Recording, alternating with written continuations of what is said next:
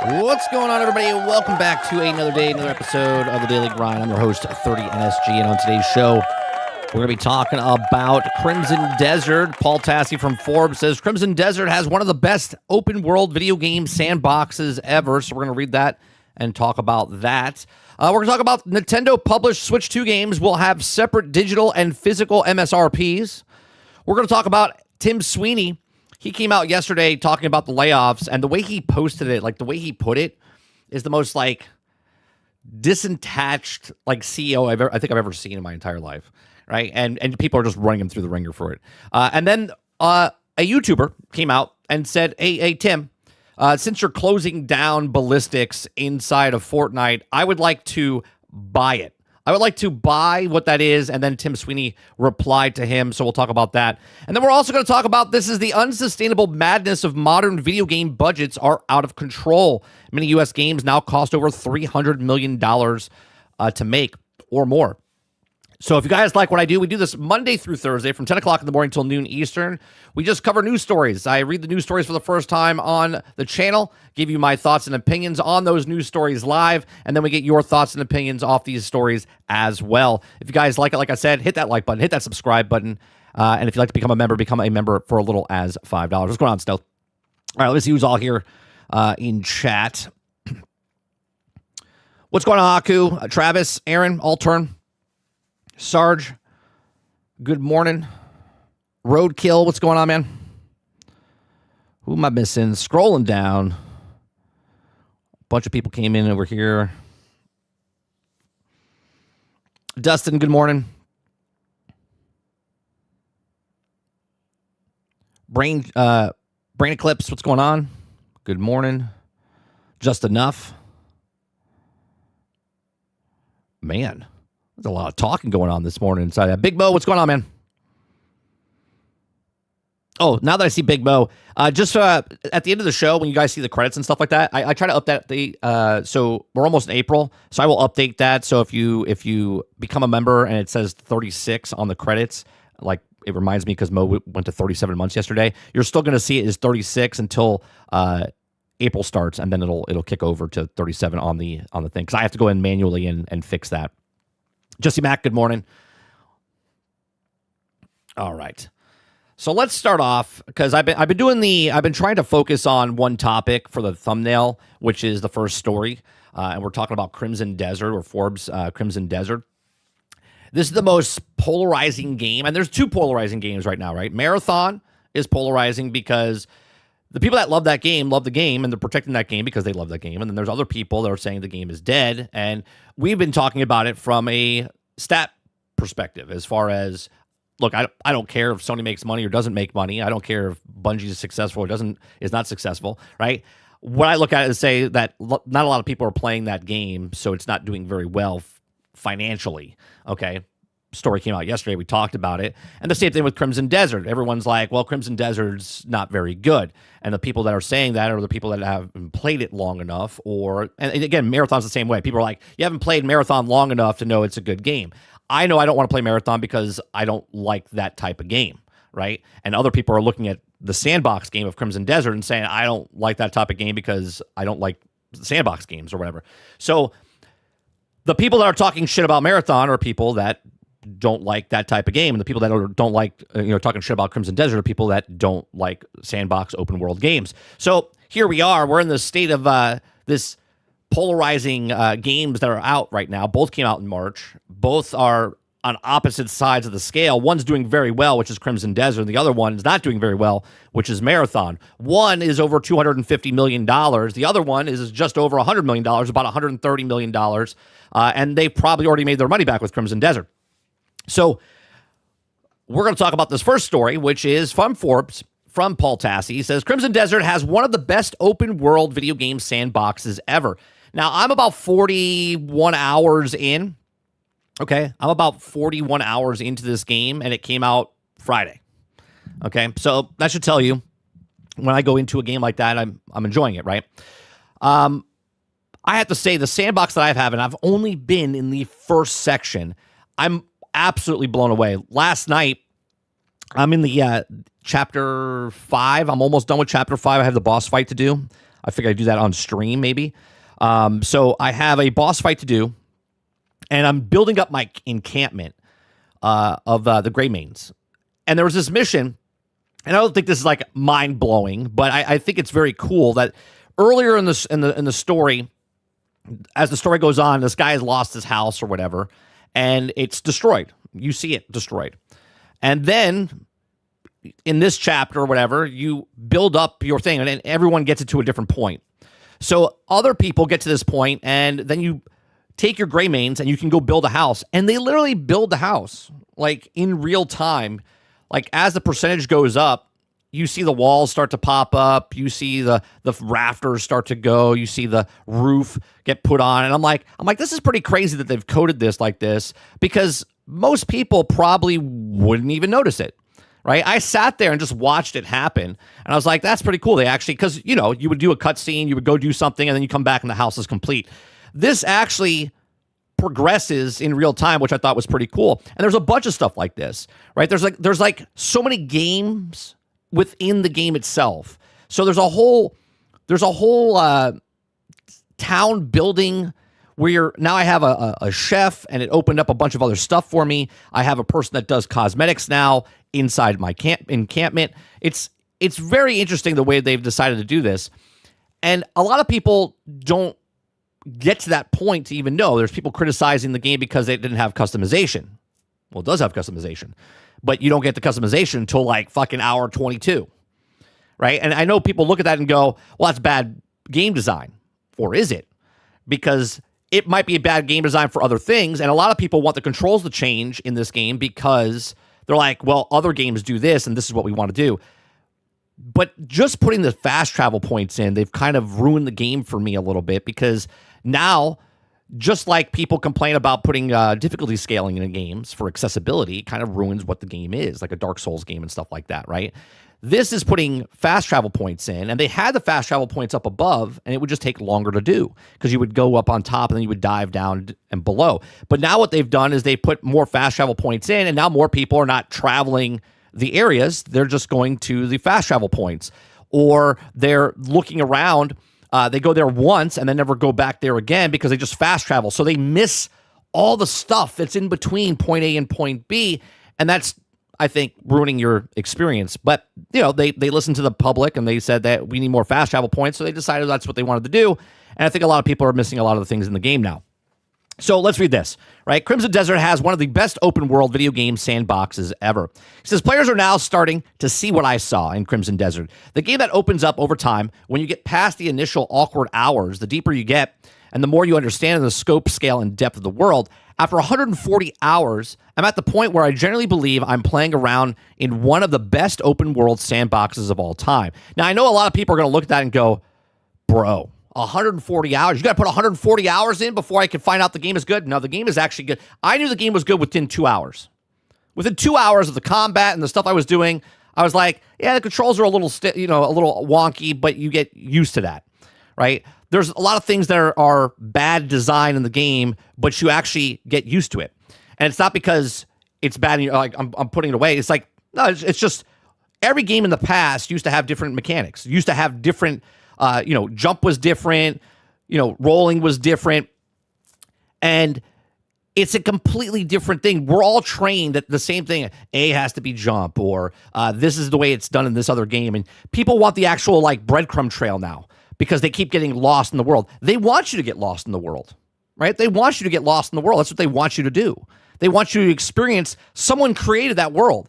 Someone created that house that was in the middle of the place that was destroyed, and then you could build it up. Someone put a badass sword in a cave system somewhere that you're supposed to find, right? And that's what people are missing. They just want to play the game and just run through the game as fast as possible so they can give a score like IGN. It says, this is a better sandbox than The Witcher 3, Dragon Age, Skyrim, and many more. I'd argue, he says. Let me say this up front, that I do not believe that this is a better game than those. Crimson Desert's story and characters lag far behind most of anything in that genre. While I'll say that Witcher 3 has one of the best video game narratives of all time, because those games are built on the narrative, right? They're built on the actual narrative And that's what makes Witcher 3. Red Dead Redemption 2 is one of my favorite games of all time. I love the open world experience inside of Red Dead Redemption 2.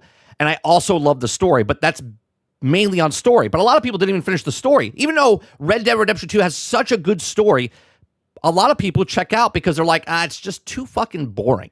It's too slow. I don't like Westerns or whatever. And they never even gave it a shot, which is fine. Okay. It says, I'm talking about the literal sandbox, the size, the secrets, and how it feels to play it. Namely, how combat evolves over time. This world is unlike anything I've ever seen before. I can agree. I've played pretty much every open world game out there besides Cyberpunk 2077 because I just haven't wanted to play it. Okay. And this is one of the most best wide open sandbox games that I've ever played. And I play almost all of them. Right? Missing a few here or there. Right? So even if they leave the fantasy genre in many instances outside of that, my favorite is Cyberpunk 2077 Night City. This is the size of the first thing you notice, where you'll be at starting area anywhere between 10 and 15 hours, and I'm 40 hours and I haven't left the main area. Like the very first region I haven't left. I just went out to a mission last night. Just went out of the thing, just maybe like 100 yards to this town. Okay. I'm still in the first region, still finding things for the first time, still building up my encampment, doing a whole bunch of stuff. It says, then you zoom out and realize you're roughly 8% of the map. Oh my God. Okay. In 140 hours, I only just made it to an actual Crimson Desert, taking a leisurely stroll through the map this entire time, where like Skyrim, the main quest is a concern at best. It says, I disagree with the critic presented notion that the world is this big and is empty and boring. Yeah, those people, and I'm not saying this because I like the game. I'm saying this because if you play the game, right? If anyone's been playing this game and you've been exploring, okay, you know that anyone that writes an article that says this world is big and open and boring hasn't played the game, because in no way, shape, or form is this game big, empty, and boring. Every single location you go, you're finding something. Every single location. Hidden caves, right? It's absolutely insane when IGN says it's empty. It's a lake wide and a mile wide and an inch deep. They didn't play the game. They probably ran through just the story, and that was it. Right? There's so much stuff. I have such a cool build right now because I just explored and found things. It wasn't told to me to go to that location. I just explored. I said, oh, what's the tower over there? Went over to the tower, and I was like, while I was running to the tower, I was like, oh, what's that? A waterfall. Oh, I can go behind this waterfall. Oh, what is this? Right? And I found a pair of gloves. I found a new samurai sword. I found a helmet, right? I found gauntlets that I can, shoot fire out of my hands. Like, there's so many different things that you can do in this game. And when someone says it's empty and boring, you're like, are they playing the same game as me? I'm confused, right? So if you're a person that's reading the main outlets and they're saying to you that the game is empty, boring, you're just repeating them like a parrot, because they didn't actually go through the game and play it. Because if they did and you're playing it, they're bullshit, right? They're bullshit. That's a biased take, 30? It's not a biased take. You're having a biased take because you haven't played the game. I'm only telling you what I've played. And when IGN comes out and says it's empty and boring, and yet there's nothing to do, and yet my character build says completely otherwise, that's not bias. That's telling you that there's actual stuff in the game that they didn't go for or do, right? It says there are systems upon systems, okay? You have home base where you don't just build. It's over time. It's more and more vendors, resources, but then there's an entire task system for your clan, farming resources, but eventually building literal things on the map. This is where I am in the game right now, right? Permanent fixtures. And if you go to those places, lumber yards, quarries, construction sites, you will quite literally see people you assign working there. Yeah, and this is exactly what I was talking about. I'm building bridges, and I'm building actual places that opens up to other things, right? There's a pet acquisition, giving dogs and cats stretches daily and feeding them until they also agree with the travel buddy. And then you can also buy them armor. I didn't even know about this part. There's also faction research trees and secret items when you also earn favorite with vendors. There's in-depth crafting systems, legendary power stacking, the entire cross-country royal trading system across regions. Oh, yeah, there's a whole trading system, right? There's an entire trading system. Like I said, there's game within a game within a game, right? There are puzzles in the sky and the ground that are far more in-depth than you expect in the game like this. I can go on forever. It says there's also combat, which also starts off as basic as you get, with light and heavy attacks and then much less, and much else. But through the skill nodes, upgrades, gear hunting, and now I have a great sword that slashes forward with a Wolf Clan strike that I got from a legendary beast, while it's also shooting crow missiles. I didn't know this was a thing, okay, at enemies. And the shield that doubles as a flamethrower. You see what I'm saying? Right? This one sentence, right? This one sentence that he's saying here. IGN says it's dull and boring. And this one sentence that Paul writes here, right? Skill node upgrades, gears hunting. Now I have a great sword that slashes forward with wolf claw strikes I got from a legendary beast, while it's also shooting crow missiles at enemies, and the shield that doubles as a flamethrower. What are we talking about? How can someone say this game is empty and boring, and this other person tell you that they have this? And I don't know where this is, right? I don't even know where this is. I don't know about a flamethrower shield because I'm not watching any videos of this game that tells you tips and tricks or, all right? They're all over the place, right? They're all over the place. It's just like I can cut down an entire archery tower, all right? If you don't want to climb it, you can just RKO. German suplex, elbow drop enemies through the concrete blocks. My latest find is a fan weapon that blows enemies 50 feet backwards, flying off a cliff, and I haven't even found half the wild things the community has discovered yet. He says, I don't think there's much to compare to Crimson Desert if you add literally all the things up. If you think the map is more interesting, I bet it doesn't have better combat than this. If you think the game has better combat, I don't think you have the map that is interesting. He says, no, Crimson Desert is not a better game than Witcher 3, Breath of the Wild, Elden Ring, Skyrim, any of those. But its physical world, you can make the case, right? And this is what I'm saying. Like, to have someone say, like IGN, and other developer or other outlets say that the world is boring. They're only playing the story. And if you're playing this game for the story, then you haven't been paying attention. Because leading up to this release of the game, everybody, every single content creator that went to the thing came out and said, this is not a story game. Do not get this game if you like story. If you're looking for an in-depth story, like The Witcher, like all the other games, do not get this game. This game is not that game. So then people are in the game, they're like, the story's bad. There's no story. Well, there is actual story, and it's not the greatest, but it's also not the worst. Not by any stretch of the imagination. Okay? And every single person that says otherwise just hasn't even tried the game. And you don't have to try the game. But if you're not going to try the game, right, and you're not going to watch people actually play the game, because if you actually watched a streamer play the actual game, then you would know that there's actually stuff to do in the game. Akuda Papua celebrates 38 months of membership. This is the curse of the modern games. You have to have 300 map markers to be full. Right. Which, to be fair, Aku, there are people that if you want to look up that type of stuff, they're all there. You can look up all the stuff if you want to look up the stuff. You know that, right? It's like strategy guides. It's like strategy guides.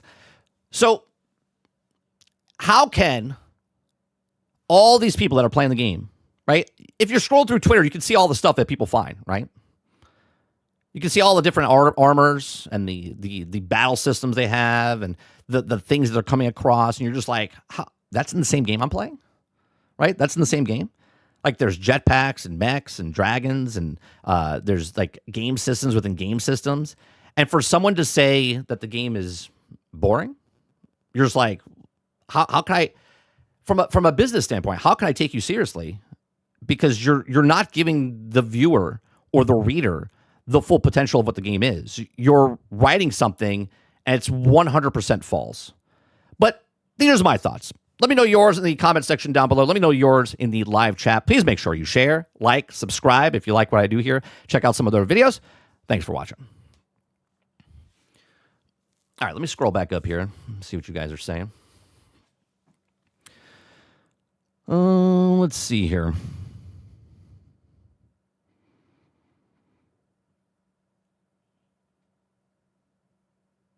Altern says that this is what games should be when they have 1,000 employees working on it, instead of having half of those. Hold on, to get cut off there for me.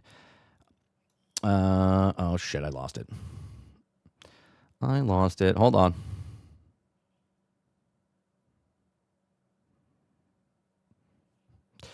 The game should be have 1,000 employees working on it, instead of having half of those doing nothing, and then ask why did they get fired? Yeah. Very true. And now I lost my spot over here. Travis says, I think it's the same problem as they said with Elden Ring. You can also see a game, think it's shit, and everyone else says it's good. You're like, well, fuck. What are they saying that I'm not? I think a lot of people, it's just like if you're not interested in that type of game, a lot of people are trying to force themselves to like a game that they shouldn't like. I said this yesterday in the stream, right? It's like, I like those shoes, right? You're at a shoe store, right? We're not doing a food analogy today. We're doing a shoe analogy like I did yesterday, okay? You see someone wear a pair of shoes and you're like, I like those shoes. I want those sneakers, right? You go to the store, they don't have your size, but you really like those shoes. So you take your foot and you jab it in there, right? And you're like, ugh, these are not comfortable, right?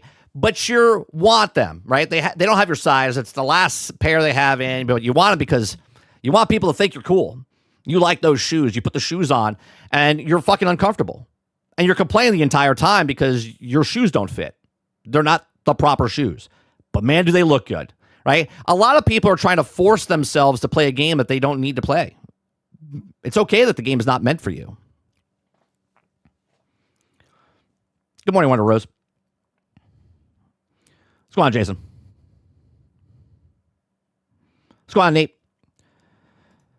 Nate says, I just beat the Reed Devil and thought I was going to beat him on the first try. Yeah, when you fight, this is another thing. The bosses, when you're not ready, okay, can kick you in the head. And you're like, this is frustrating. But when you find the way to beat the boss, you can beat him pretty fast. Pretty easy, too. Well, I guess if it's fast, it is easy.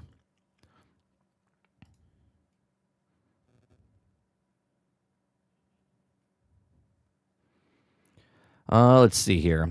Clip says, but still, do that makes it a lot easier to get around the month if you are so above and jump off. Right, or the map to get above or jump off. I haven't been up to the Abyss a lot. I've only been up there maybe 5 times, 6 times total. I've unlocked a couple of islands up there. You could fly really far from there, because I was like 2,300 meters away. I jumped off and I got to my location just from the top.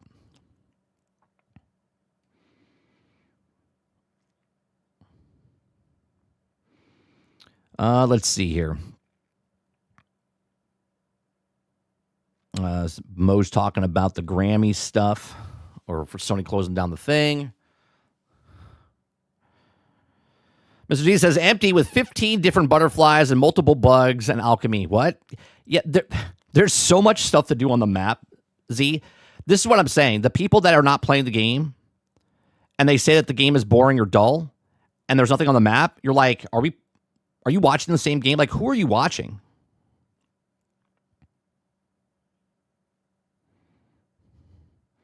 Travis, you got to watch out.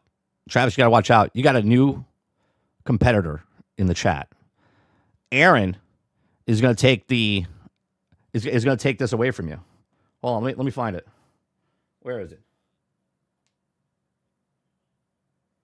Do I have it? Oh, I'm missing it. Oh, here it is. He might take this from you. He might take this from you, Travis. There's a guy named Travis, he's always around. In the chat, bro, takes status down. Elden Ring, he says it's overhyped trash. But Mass Effect, now that's his stash. He's a Sony booty, loud and proud. Even when Sony's got him down, they took his games, left him in the cold. But Travis still defends them, oh so bold. Travis, the king of hot takes. Hating what we love, he claims for all fakes. When Marvel Rivals starts to reveal, he's reporting more than It's all right, Aaron. He's trying to heal. We'll convert you from being a Sony pony to an actual gamer. Don't worry about it. If you stay here long enough, we're not about sides here. We ignore Sony ponies and Xbots. See, Mo's here, and Mo does it because he likes to troll against the Sony ponies. Right? I'm not for one side or the other. We talk about what the topic is instead of trying to make the topic what you want to make it the topic about.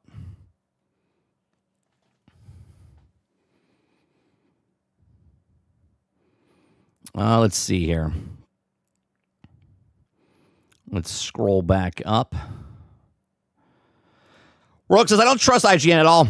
I mean, they gave Dragon Age Veilguard like a 9. And this is a 6. Yeah, well, I didn't trust them way before that. Way before that. I want the samurai sword and the gauntlets that shoot fire. My gauntlets don't shoot fire. What happens is it's a... when you have the element and you get hit, it shoots fire. They're just on my gauntlets. They were on something else. I forget what I took them off of. It actually might have been another gauntlets, if I'm not mistaken. I didn't like what the gauntlets looked, so I took that off of that and put it on my gauntlets. Yeah, so when I hit LB, when I like parry, it shoots out fire. It's pretty badass.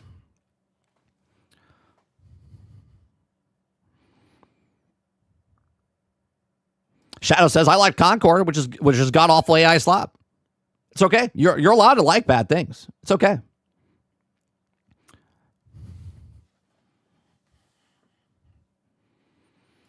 Travis says, Mike, giving a shoe analogy on his walk to a food analogy, folks. That's right. That's exactly right.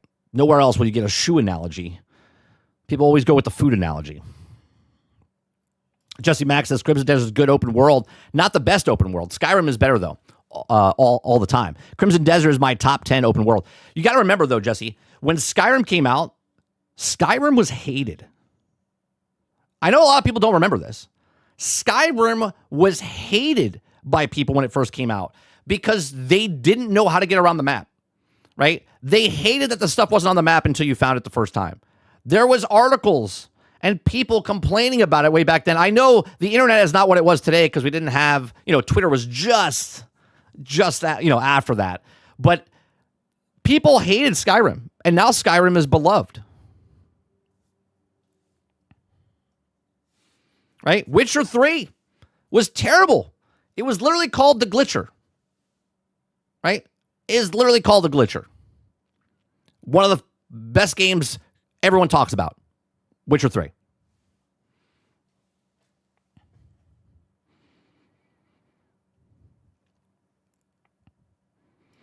Shadow says, not a fan of any company because they all suck at the end of the day. Can agree.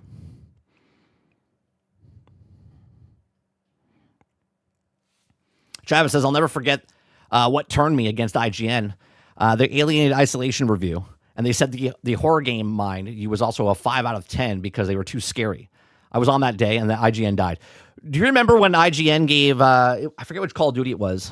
It was like 2016, 2017, whichever one came out. They were like, it's just too violent. It's just too violent. It's just too realistic. I was like, what are they talking about? Yeah, they were talking about Call of Duty was bad because it was too realistic. I was like, and now look at Call of Duty. You got Beavis and Butthead and Nicki Minaj and all this other stuff. Like, what are we talking about?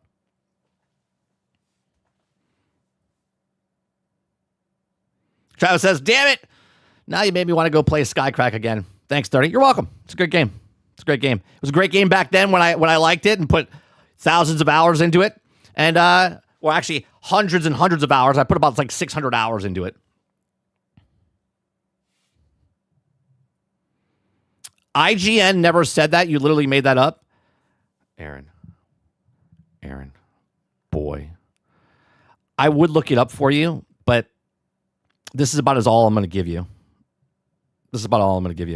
Go look it up, okay? The fact that you just called me a liar, okay. Nicki Minaj made the Call of Duty mainstream? Sure did, Ron. Sure did.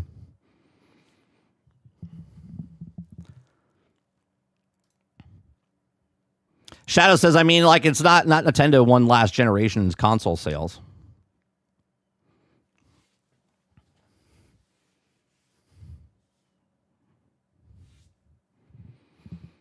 IGN literally did say that Jesus Christ, even the Sony pony, can't help this brother.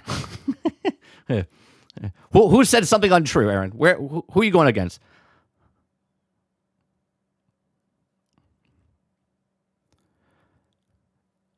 You guys are just whining. You don't like any company, then why bother playing games? Oh boy, you're missing the point. You're missing the point. The reason we don't like companies is of the corporations, not the developers making the video games. It's the corporations that run the operations. Right? And this is the thing. The corporations take a microtransaction store and wrap it around a video game. And then when the video game comes out and fails, they blame the gamers. And the gamers, they're like, oh, you're hateful, misogynistic, right? But gamers just want to play games. We just want to play games. We don't want a store as the foundation and then a game wrapped around the store. We just want games.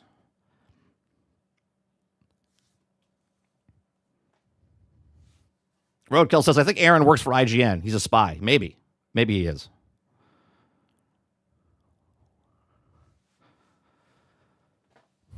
Blocky says, check in to see if they're all read anything. Coo, pow, pow, me. Yep, there you go. I try to read as much stuff as possible, Blocky. Yeah, if I don't get to it, there is an optional thing that people can pay for with TTS to hear some voice chat and stuff like that. But I try. I mean, I'm not a huge streamer, so I can keep up with the chat. Roic says, exactly. We want to play games, not shop. Yep. All right. Let's go to the next topic. Next topic is Nintendo published Switch 2 games will have separate digital and physical MSRPs. Wow, amazing. Like years ago, the industry said that digital games will be cheaper. Here we are 7 years later, 8 years later, since digital games from 2017 to 2018 flopped and went from 70% physical to 30% digital, and it in 1 year flopped from 30% physical to 70% digital. And they said, "Oh no, yeah, we're gonna lower the prices for digital games." That never happened. And in fact, it actually went up in price. Not only that, but they also added battle passes and season passes and digital microtransactions and battle skins and all this other stuff. So not only did they double down, they tripled down, quadrupled down, okay, and they constantly just kept going. All right. If you guys like what I do, we do this Monday through Thursday from 10 o'clock in the morning till noon Eastern. If you like it, hit that like button, hit that subscribe button. If you'd like to go above and beyond that, become a member as little as $5. Nintendo published Switch 2 games will have a separate digital and physical MSRP. Nintendo has announced new pricing guidelines for physical and digital releases. Switch 2 games. This move alters the cost players will pay for first-party titles in this new generation. Nintendo issued an official statement on their website stating that starting in May 2026, first-party publisher titles for the Nintendo Switch 2 will have a different MSRP for digital and physical releases. These changes will begin with Yoshi and the Mysterious Book, and the new Yoshi game is set to release in May 21. The digital version of the game is $59.99, while the physical copy is $69.99. Oh, isn't that amazing, guys? Isn't that amazing? We've been talking about stuff like this for the longest time. We're like, oh, but now see, Nintendo was like, well, wait a minute. If they want digital, then they're going to get that, but then you're in the ecosystem. Once you're in the ecosystem, meaning you're stuck. So if something happens down the road, they can take all your games away. Ask Travis. He understands what we're talking about here, right? If they're digital games, they can just take your games away from you anytime they want, right? If it's a physical game, you're going to pay extra, which is fine because it's a physical copy. You got stuff in there, but even then, right? But finally, Nintendo's like, hey, yeah, we're gonna do $60 games and $70 games instead of $80 games, which they probably still will do for their first party titles, like a big Zelda or Metroid or whatever. Even though I think Metroid was $70, right, when it came out. It says, quote, Nintendo games offer the same experience whether it's packed a packaged or digital format, and the change simply reflects the different costs associated with producing and distributing each format and offers players more choice in how they can buy and play Nintendo games, the statement says. Nintendo switched to digital marketplace. This is the latest move by Nintendo to encourage players to buy titles in the way that the most convenient for them. And that is the key word of all things. Convenience, right? It's convenient. This is why people like Steam, because in Steam, they can look up reviews. They can look up how many people played it. They can look up the most positive. They can sort it. They can see a lot of different things. It's convenient. That's why people like Steam. Epic doesn't like that because Epic's like, well, we don't want to be like Steam. We want to bring Steam down, right? Other companies don't want to compete, right? But they all want to do convenience, right? They're all trying to do convenience. It says, as games industry as a whole moves away from physical releases, and the company founded a middle ground in the game keycards. Those are physical releases that include a code for digital download of the game. Well, no, they're not physical. There's nothing on the fucking thing. Let's stop it. Stop with this stuff, right? They're physical releases that include a code. There's nothing on it. They're just selling you Nintendo sold you cardboard boxes, people. People bought cardboard boxes from this, okay? They're selling you a plastic card with nothing on it, by the way. That's it. It literally is a key, right? You put the key in the door, and then you open the door, and then everything's inside the house, okay? But there's nothing on the actual thing. These releases were polarizing because they also still require players to have the internet connection to play. No shit. It's because there's nothing on the card. There's nothing on the card. You need the key to open up the door, okay? Despite the physical purchase. However, players can also sell the game key card, unlike your purely digital release. Fantastic. Many players are still waiting for this first general Nintendo Direct presentation of the year. You have been numerous Nintendo presentations this year, but none have been a major first-party titles. Insider Gaming will continue to bring everyone the latest Nintendo news. So here you go. Remember, everyone was waiting for the first $100 standard video game. And then Nintendo came out with the first $80 video game, which was Mario Kart, and everyone decided that this is the new standard. Now, all of a sudden, game sales are down, right? Less people are buying games. Less people are buying consoles, right? What's happening? Well, the market is shifting. They're like, oh, well, we're not getting sales. Nintendo Switch sales are down, even though they're the biggest they've ever been ever. But they thought they were going to sell more. But then they lowered the number, and they sold more than that number so they can gloat that they sold more than that number, okay? Because they thought they were going to get 14 million. Then they lowered it to 9. They sold 10. Okay, I think they're up to 12 now. And they're 30% down from behind. But they sold the most Nintendo Switches, most actual console than ever they've done before. But at the same time, they're down. They're not selling stuff. You can go to the store and just see boxes and boxes and boxes of Nintendo Switch 2s because people are not buying it in the US. Okay, people are buying it elsewhere, mostly in Japan. Okay.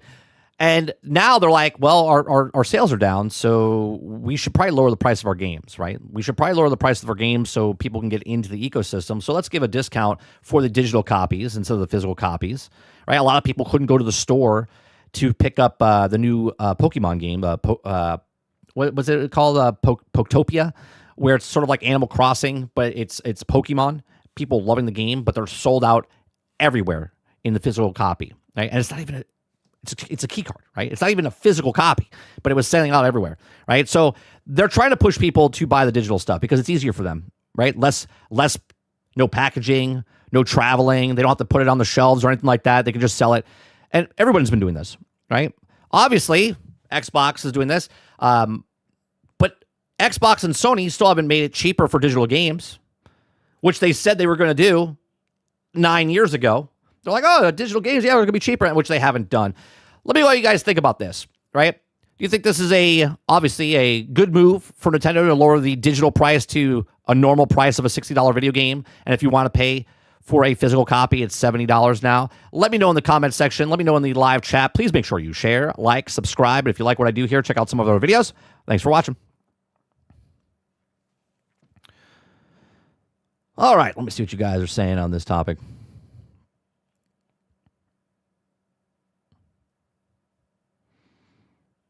Let's see here. X Factor, what's going on, man? Travis says, Mike, real topic here. It can be summoned up easily that what George Carlin said, let's be clear on this. It's all big and you not in it. That's right. Right. And you're going to own nothing. I think that's what he also says, right? Let's see here. Nate says, I'm loving the Switch 2. Resident Evil Requiem looks good on my Switch 2. My son has a Switch 2. We bought it for him, Santa Claus brought it for him on Christmas.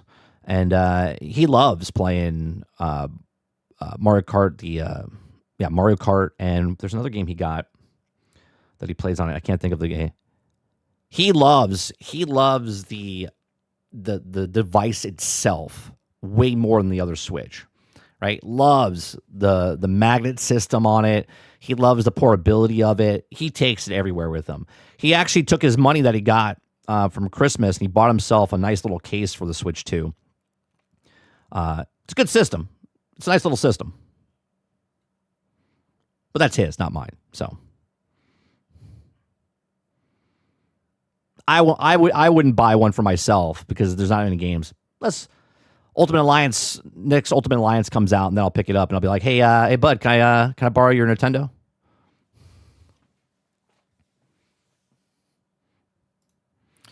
Travis says, let's not forget that we're bringing back the Virtual Boy for the Switch.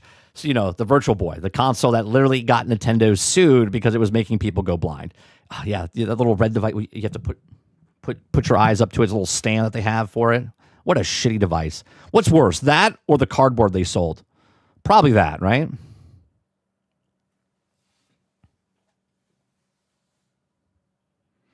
Krebsy says, did someone hand out Tide Pods in chat today? Some are acting extra retarded. If you feel like I'm talking about you, that's on you. Just don't go full. What's going on, Krebsy? Let's see. Just Enough says, Aku, I was just wondering if you can disable the individual physical copy of a game. I know they can also disable the entire game for everyone. George said it's a big club and you ain't in it. Clip says, I buy a physical game. I check, does it play it and completely on its disc? If I get it, it is not, it will digital because it's a lot easier. I love physical stuff. But it's harder and harder to find physical stuff because they're not producing it. We talked about that years ago. I said, everyone's like, I'm always going to buy physical. I said, you are until you're not because they just won't make it. Nintendo's proving that point right now with the card system, right? It's a card that you're buying something physical, but there's nothing on the actual thing. You're just buying plastic. You're just buying plastic. So you feel good about yourself. Travis says, cardboard made you regret your life choices. Virtual Boy, you could also regret because you're also going blind to see it. I'm not sure. Yeah. Well, at least you could use the cardboard for something, right?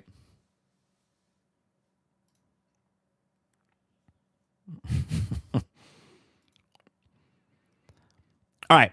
This next topic we're going to talk about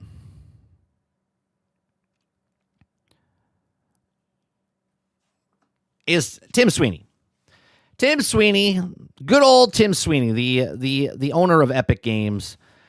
Okay, this is a post that he had yesterday, right? Yesterday. He says, in the coming days, employers will see a stream of resumes of one-in-a-lifetime quality folks. An important thing to understand is that Epic never lowered our hiring standards as we grew, and the layoff wasn't about the performance-based resizing, as companies call it nowadays. It's about a bet as anyone with Epic Games on their resume is a top few percent of their discipline. Do you understand what he's saying here? He's not saying it's a bad thing because we're letting 1,000 people go. He's gracing the industry. He's like, guys, we're letting 1,000 people go. Okay. We're letting 1,000 employees go, but these are the best employees, right? These are one-in-a-lifetime quality folks. And guess what? We fired them.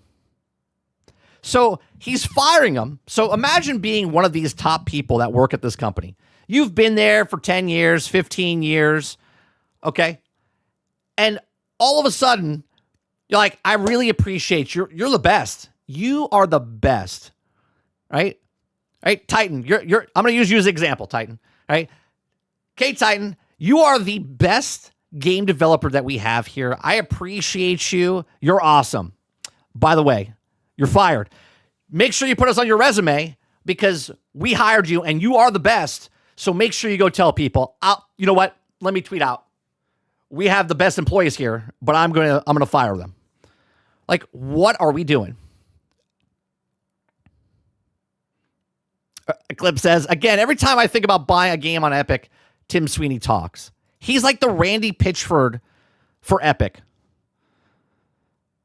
Okay, look at the things down here. Kingard says, I didn't abandon my dog in a random field. I just set him free to live the life I know he can. That's exactly right. Like, what are we talking about here? All right, you're cutting 5% of your salary would be 100 times what lost financials, and I bet it even more. Nintendo, remember when Nintendo didn't want to do layoffs? So the CEO took a pay cut so his employees could still work. Imagine that. Imagine making so much money. You're like, you know what? If I take less money, then we can still keep the guys employed. Not Tim Sweeney. He's releasing them like a caged animal. He's like, go free. Go free, Epic employees. Have a better life. This person says, I'm sorry, but today you've completely ruined Epic and Fortnite's reputation. You can't just lay off 1,000 employees, many of whom have been with the company for more than 7 years. We're exceptionally talented, and you've made a huge mistake, and you're only going to end up losing everything you've built. This is my opinion, and I ask anyone who responds to this comment to respect it. First of all, fuck you. I agree with everything you're saying, except to the point of, this is my opinion. You don't have to say it's your opinion because it's your fucking opinion. Stop doing that. Obviously, if you guys are watching me and I tell you stuff, it's my fucking opinion. It's not fact unless I tell you it's fact. When I tell you it's my opinion, hence why we read stories and I give you my opinion. I don't have to state, it's just my opinion. It's just, right? Obviously, for my show, I'm like, these are my thoughts. Let me hear yours in the comment section down below, right? My thoughts, let me hear your thoughts. Let me hear your opinion. Right? I hate when people do that. Ackman says, these once-in-a-lifetime employees were so incredible that we fired them all. That's exactly right, Ackman. It's like, what are we talking about here? These guys are so good, but guess what? They had to go. Why did they have to go? It's probably because they were making a lot of money. Right? He says, so Epic Games has no respect for talented workforce. That's what you're saying. Enlightened stuff, Tim. No matter the context, this picture always is relatable. It's just Gabe. Just Gabe.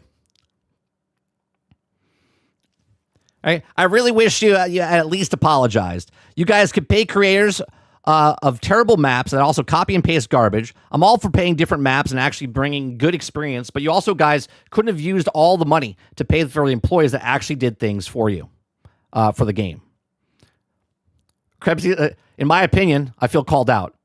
Krebsy, like you said earlier, if you feel like I'm talking about you, that's not on me.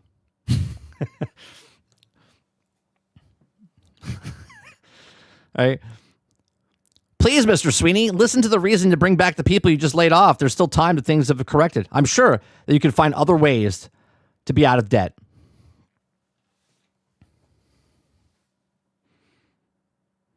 How much do you spend on IP rights, content creators, as much as ECG efforts? We all know you overhire. I estimate another big 2 massive layoffs are planned. Maybe the lawsuit wasn't a good idea in the hindsight, giving as much money as you make versus how much you spend. I love the fact that Tim Sweeney said last year, January 25th, he said, I have so much money, we can stay in court for decades.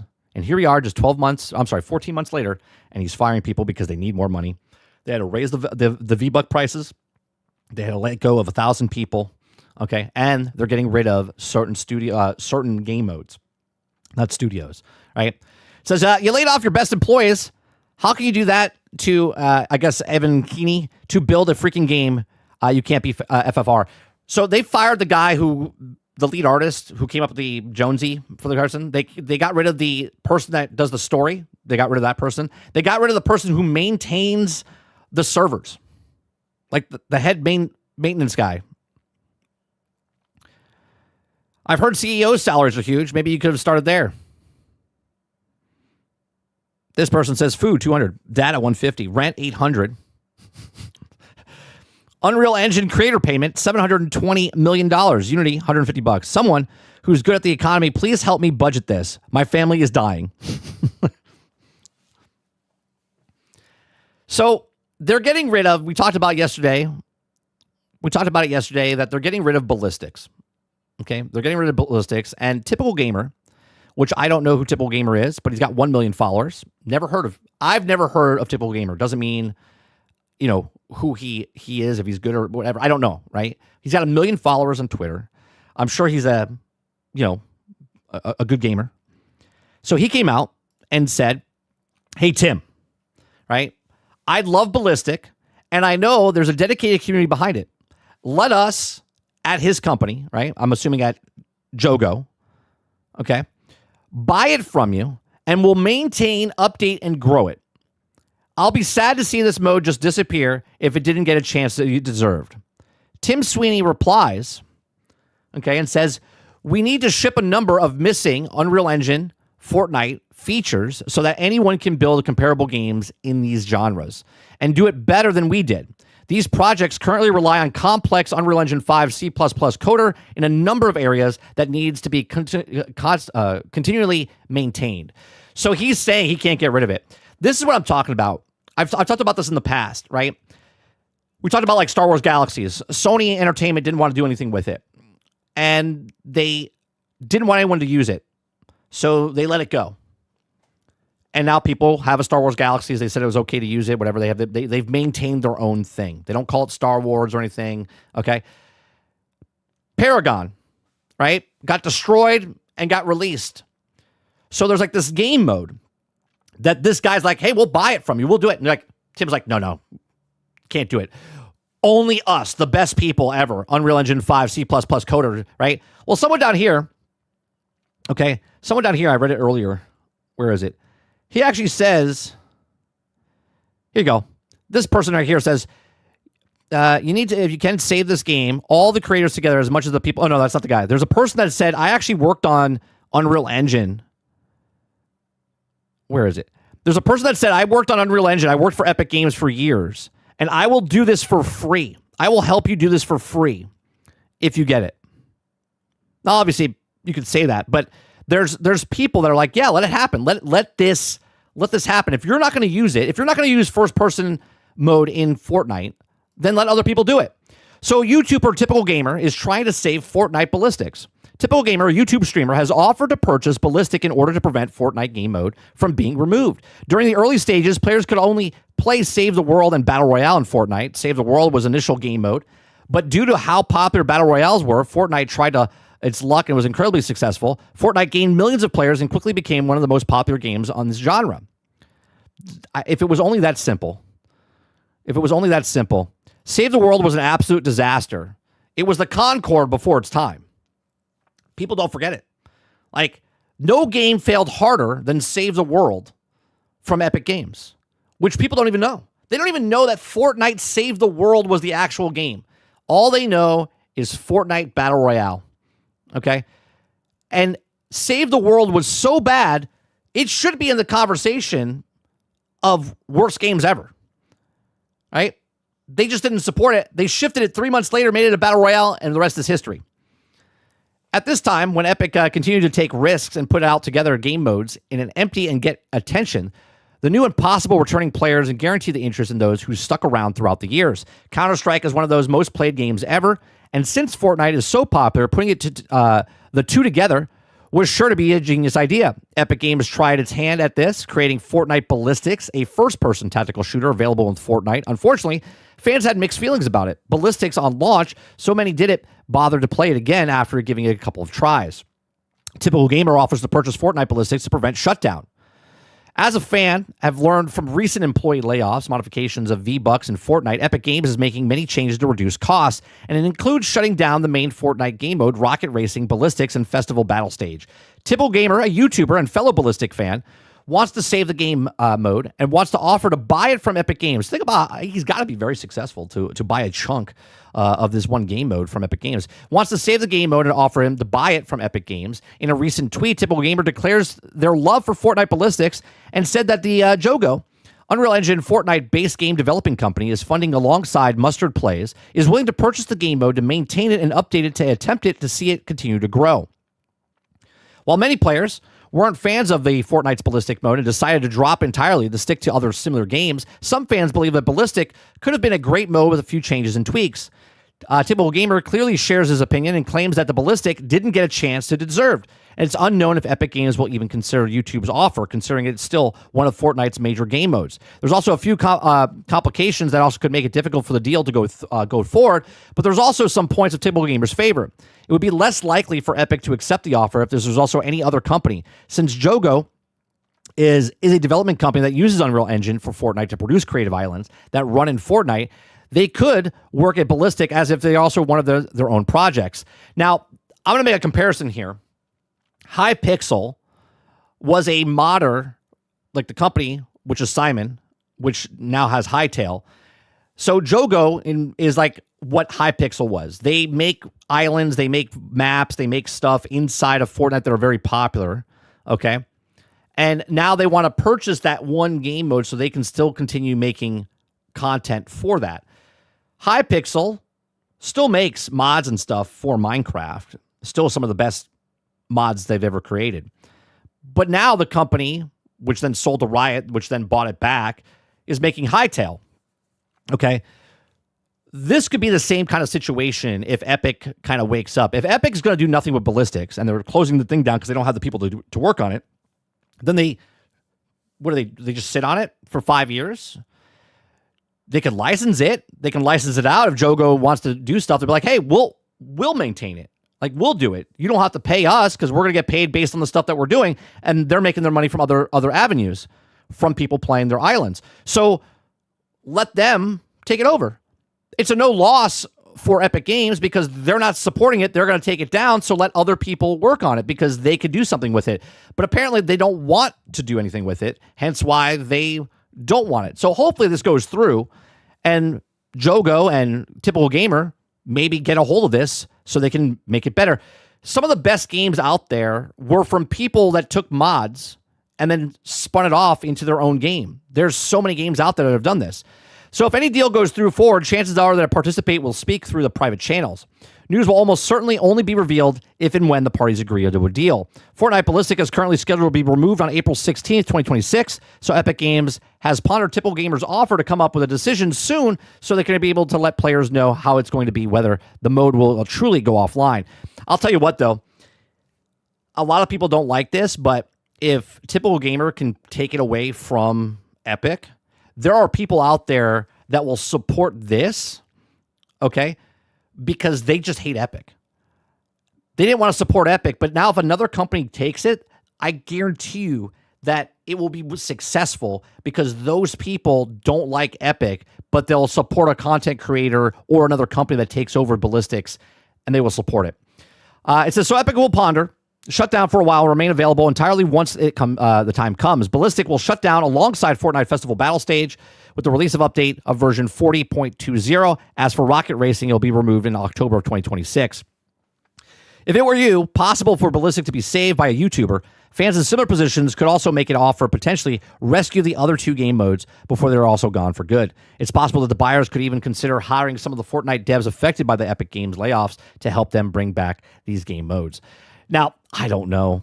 Like, it would be funny, though. Wouldn't it be funny if the game developers, right, like, get this. They buy, let's say it just happens. Typical Gamer buys the Ballistic thing from Fortnite. And then the people that left Fortnite or left Epic Games now get hired, and then now they're working on the game mode that Epic let go. And now those people that got let go by Epic make a separate game with that first-person mode in the thing and become super successful. Wouldn't that be fucking hilarious? That would be hilarious, right? Not because I want to see Epic fail, but I do. I do because you shit on 1,000 people and say, we let them go so they can spread their wings and fly away. And they're getting rid of these game modes. And now if someone else can pick it up and some of these developers that worked on it come back over, that would be interesting. Now, I wonder what goes on behind the scenes of once they get let go, if they're allowed to work on other things for 6 months, 8 months, 10 months. You know what I'm saying? You're not allowed. They could put it in the contract. You're not allowed to work on such and such for a certain period of time. This happens all the time in the corporate world. But these are just my thoughts. Let me know yours in the comment section down below. What do you think is going to happen here? Do you think maybe not even YouTuber, typical gamer here, right? Typical gamer, the YouTuber, or his company pick this up. But do you think something happens? Do you think Epic Games releases the Ballistic mode to the public? Or do you think they sell it off for other people to do what with? You know what I mean? Or do you think they just sit on it and not let anyone do anything with it, and because they have plans down the road? Let me know your thoughts in the comment section down below. Let me know you in the live chat. Please make sure you share, like, subscribe. If you like what I do here, check out some of the other videos. Thanks for watching. So, Argus. All right, let me scroll back up here, see what you guys are saying.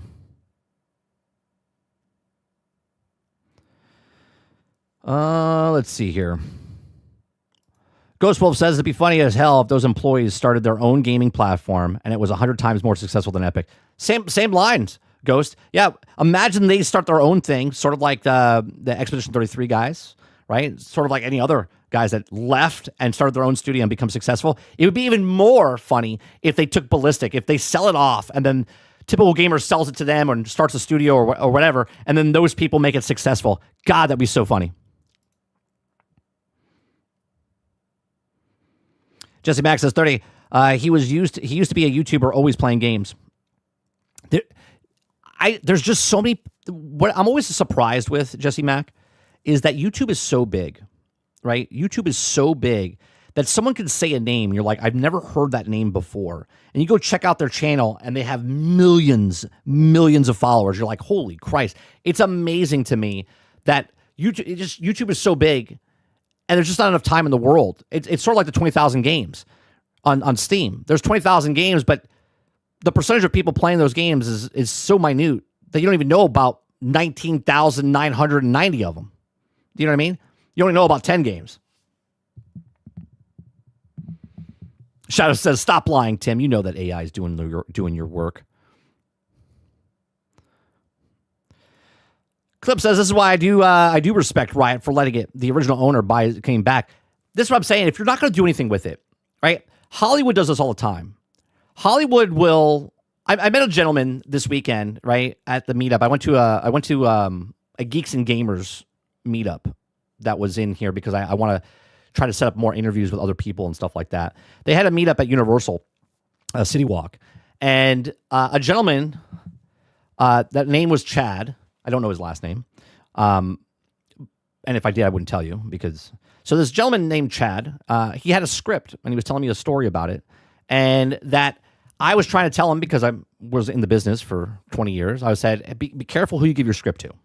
I said, be careful who you give your script to because if you really want to get it made, you're going to have to make it yourself.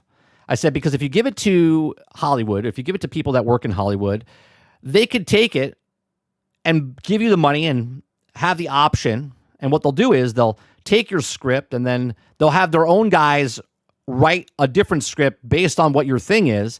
And then they'll steal it from you basically. And then they'll keep yours on the shelf. They'll keep it on the shelf for years and have an option, right? They'll pay you and say, oh, we have an option to make it, blah, blah, blah. But then they make their own thing by never releasing your thing because they don't want to share the profits if they think it's really good. So this is what happens all the time. And I'm so happy when a company is like, you know what? We're not going to do anything with this, right? We thought we were going to do something with it, but here, we'll sell it off instead of just being, no, it's all mine. I'm keeping everything. No, I don't want to sell anything. We're going to keep it all. We're not going to do anything with it, but I don't want anyone else to do anything with it because I don't want anyone else to make money because we're not going to make money with it. It's like, what the fuck are you doing? Like, if you're not going to do anything, you're closing that down. Let it go. Let it go, Tim.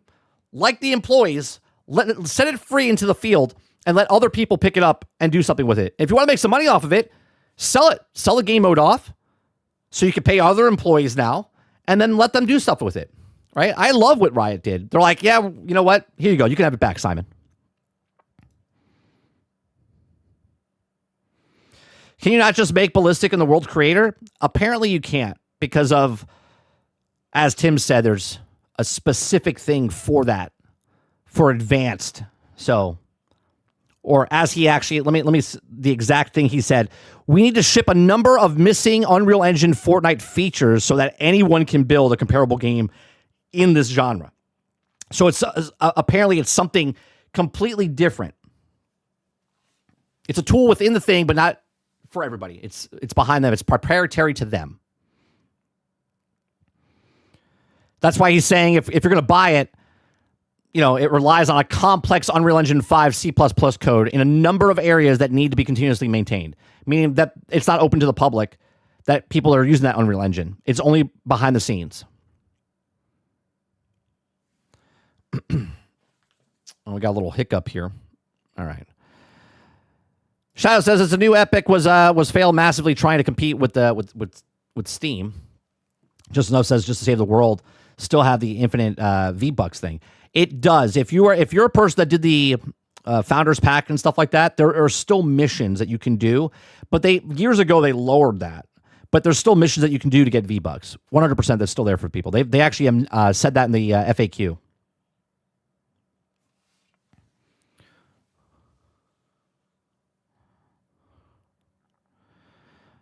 Let's see.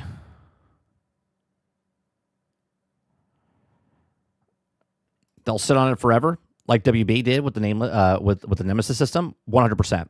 That's a little different. They have a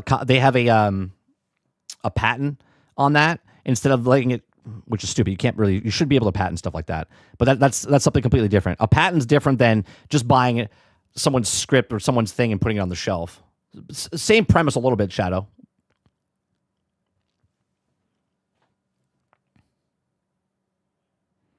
Jesse Mack says, Tim fired 1,000 employees for AI.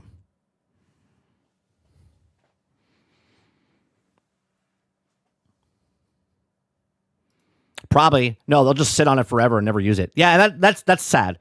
That's sad because they don't have the employees to do anything with it, but they also don't want to let it go because they might have something in the future to do it with. Hence why I said they should maybe license it out instead of selling it outright.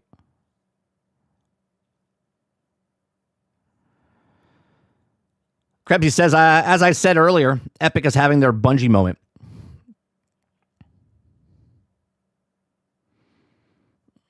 Let's see here. Travis says, anyone else picking up Soros in April?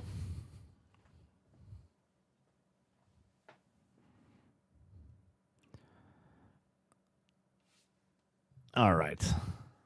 Yeah, it's interesting to see. It's always stupid that they don't want to. They don't want to share. I don't want to say share, but, it's just dumb. They're like, we're not making any money off of it. We don't have people to work on it, but we don't want anyone else to work on it either. We're cruising right along here, chat. So there is a tweet from Paul Tassi, which is off a person called Dirty Griggity. Okay, it says AAA game development these days are $300 million or more, but he's posting what Jason Schreier put. Now, we don't like Jason Schreier, but he does report stuff, so exact budgets of video game production can be tough to corroborate. More transparency from publishers would be nice, but the numbers we've heard floating around AAA game devs these days are $300 million or more, sometimes much more, which I think helps explain the current state of the industry. He continues by saying, to address some frequently asked questions, these are US and Canada productions. If you're wondering why Game X costs so much less, it was probably made elsewhere. He says, these budgets are almost entirely dev salaries and overhead and have nothing to do with executive compensation, which is mostly stock. Now, yesterday, I forget who was in chat that was getting a little upset when, I think it was Shadow. Was it Shadow? Was talking about people's salaries. Now, I don't know if the two relate, but it seems interesting, right? It says that these budgets are almost entirely dev salaries plus overhead or overheard that have nothing to do with executive compensation because they usually mostly get their stuff in stock options. Okay. So this next story we got, This is an unsustainable madness. Modern game budgets are out of control. Guys, like what I do, we do this Monday through Thursday from 10 o'clock in the morning till noon Eastern. If you like it, hit that like button, hit that subscribe button. If you'd like to go above and beyond that, become a member as little as $5. You just cover news stories, have conversations. I read the article, give you my thoughts and opinions, and then we get your thoughts and opinions in the chat. Okay? So this is an unsustainable madness. Modern video game budgets are out of control. The cost of making AAA video games in America, West Coast, where some of the Sony's most prestigious first-party devs like Naughty Dog and Santa Monica Studios are based, is out of control. Music on social media site Blue Sky, reliable Bloomberg journalist Jason Schreier said, I love how they... I always love how they have to... social media site, Blue Sky, right? You don't actually have to give credit to Blue Sky. You could just say from Bloomberg. But Jason Schreier left X to move over to Blue Sky, so they're trying to advertise for Blue Sky, even though I think Blue Sky is failing. Numbers have also heard floating around that AAA game devs these days are $300 million or more, sometimes much more. I think it helps explain the current state of the industry. He went on to clarify these figures primarily encompass salaries and overheads and have nothing to do with the executive's compensation, which is, has to do with stocks. Schreier says if you sell a game at $70 and pocket $49 on every sale, 30% goes to the store, assuming all sales are digital. You need to sell more than 6 million copies just to break even on a $300 million budget, and that's before marketing. Say what you want about Jason Schreier, right? But when I say it, people are like, you're totally wrong. He's telling you the facts, okay? We say this all the time, right? We do it with movie industry. When someone's like, it made money. I'm like, no, it didn't make money. Superman didn't make money. And then when the guy from Netflix approached, was it Netflix? WB. When WB was in the government because of the Netflix acquisition, he even said that Superman didn't make money.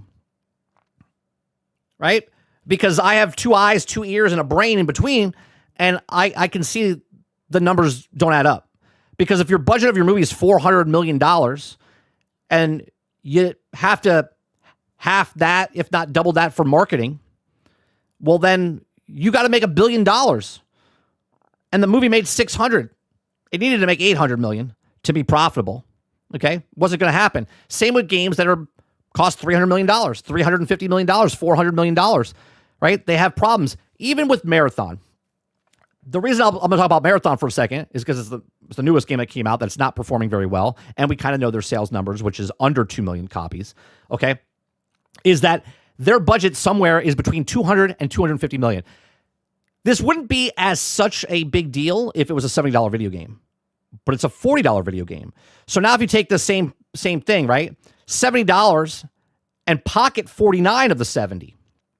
Well, if it's a $40 game, they're only pocketing maybe $20, $26 of that. Now, they do have microtransactions and stuff in the game, but he states here that if you have a $70 video game and you're only getting 49 for every sale, which is 30% goes towards the store, okay, you need to sell 6 million copies. Well, if you have a $40 game and you have a $250 million budget, you're way off. Okay, you're way off. You need to sell 7 to 8 to 10 million copies of that to make money, and their marketing is very expensive, right? So Sony's business model obviously differs from third parties because it's able to reap the maximum value from the sales of its own storefront, and development costs are partially offset in the incoming generated by the overall ecosystem. But this is still piles immense pressure on the studios to deliver. A game like Intergalactic, the Herrick Prophecy, okay, for example, simply cannot afford to fail.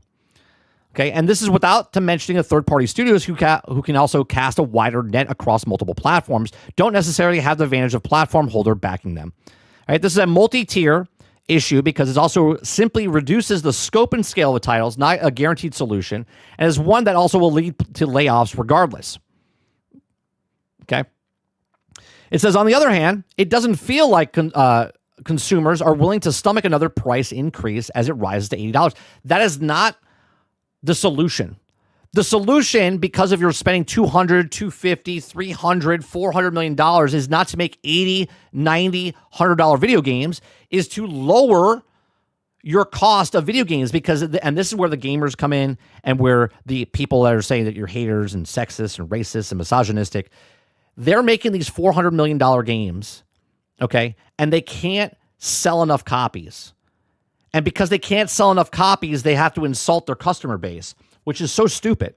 If they lower the cost, like an Expedition 33, like a Pal World, like a Spire, like all these other games that are making money, then they will be successful because they don't need to sell 10 million copies to be successful. They can sell 3 million copies, right? Crimson Desert is going to be successful because it has $133 or $130 million potential budget. So if you double that to 300 million because of marketing and whatever else, they'll be successful if they sell 4 to 5 million copies. Well, they're already at 3. They're probably at 4 now, based on what the sales are going on and the mostly positive stuff that's happening now, the turnaround. And they'll be successful because they're not $400 million.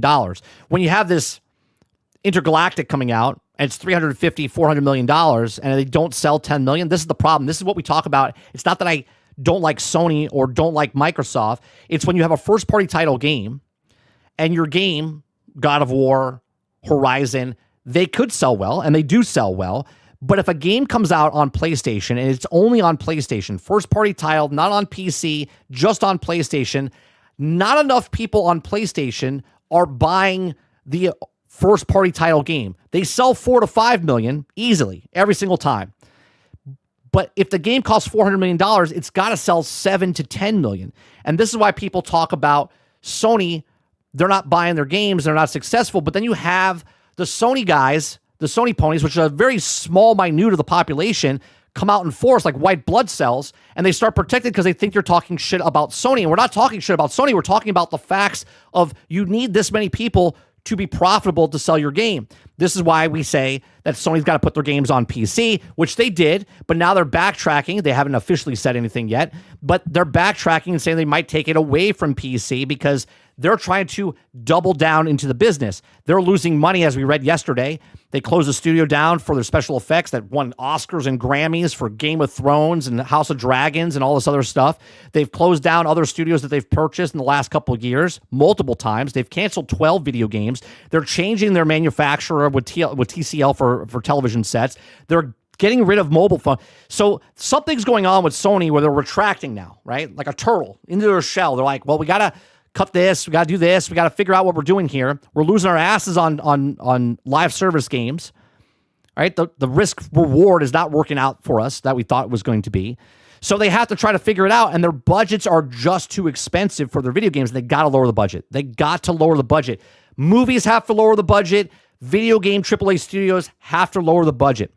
Hence why this is why I have a video on this, that AAA games are trying to disguise themselves when they buy smaller companies as an independent studio, or they're trying to say they're independent or smaller AA studio under the umbrella of these big corporations because they're trying to sell you a thing. They're like, well, if we can sell this game that's only $100 million and say it's indie and do all this other stuff, well, then it'll work out for us because that's where we're going. People like indie games, people like smaller scope type of games, right? So it's interesting to see what's happening with the industry right now. You see a lot of people shifting and changing their business model. You see a lot more single-player games coming out. You're seeing a lot of AAA games that are live service that are not making, don't want to say they're failing, but they're not doing as well as they thought they were going to do, okay? And that's across the board of the industry. So a lot of people are changing up their game styles, right? Just off the top, Wayfinder, which was an independent studio, right? They changed their game from a multiplayer MMO to a single-player game. Towerborn, which is a Microsoft, which is Stoic, right? I think it's Stoic, right? That made like Banner Saga and stuff like that. They made Towerborn, which was supposed to be like a multiplayer online game. They decided to swap that, get rid of the microtransactions, and now it's a game that you buy, or you can play on Game Pass. Change that. Windrose, which is a MMO, pirate game. They decided to stop doing that and making it into a single-player game. Crimson Desert was supposed to be an MMO. They switched it up. They didn't switch it up like right before launch. They switched it up years ago, seeing what the trajectory was in the industry. And they're like, we got to change. We got to do something. We got to do something different. This is not going to sell if it's doing this. They see it. This is why everything's changing. This is why all the companies, right? Nintendo, Sony, Microsoft are all changing their business models overnight Supposedly, it's not really overnight. They see the trajectory and they're changing it and making it, and they're calling audibles, trying to see if they could survive, because obviously it's got to do the corporate salute. When I say survive, I'm talking about they made $100 million or $1 billion, and now if they make $900 million, that's a loss, even though they're still well above their profit margin, but they didn't make this number, so it's a failure. But these are my thoughts. Let me know yours in the comment section down below. What do you think is going to happen, right?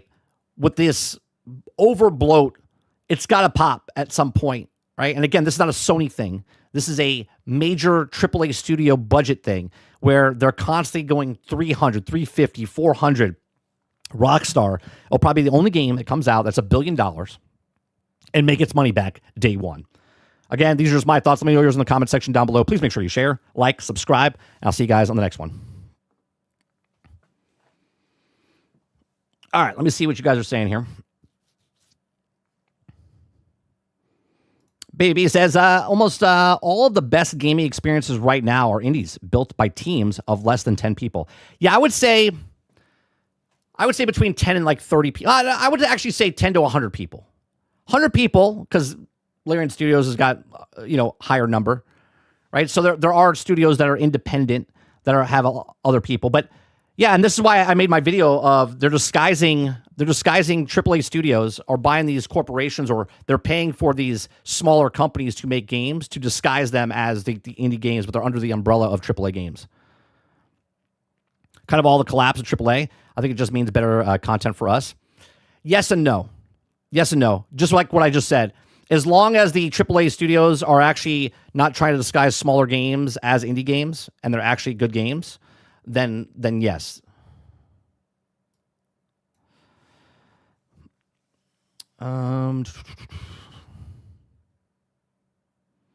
Sarge says, but you see the setup. They keep spending more, losing money, and then they say, need AI. We can lower the cost. This is all planned, bro. I know it is. 100%.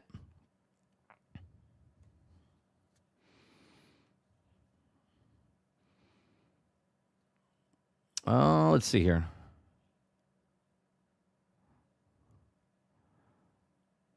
Yeah, 100%, Titan. Look, this is why I didn't know that information, and I don't pretend I know all information. I'm more than happy to say I was wrong. Last night I was wrong 3 times with Krebsy talking about certain things on stream. I was like, I think it's this, and I was like, oh no, that's wrong, right? Like, I'm okay being wrong. Okay, we only try to speak, and if there's facts about articles that we bring up, and we're like, oh, this is an article, this is what it is. So I appreciate you telling me stuff like that.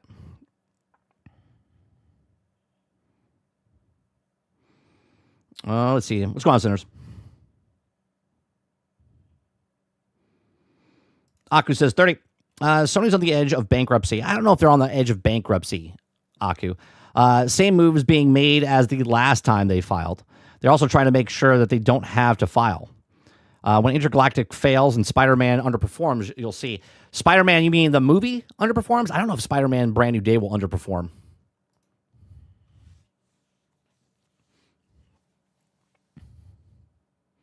Jesse Max says Spider-Man's Brand New Day budget's $275 million. It will make a profit. It needs to reach around $1 billion. I think 50-50 chance a profit for it. Do we know that's the actual number, Jesse Mack? Is it 275 for the budget?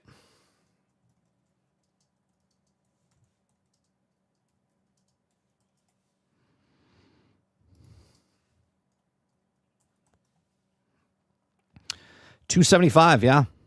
$275. Spider-Man Brand New Day has a reported production budget of $275 million with an additional estimated $200 million for marketing.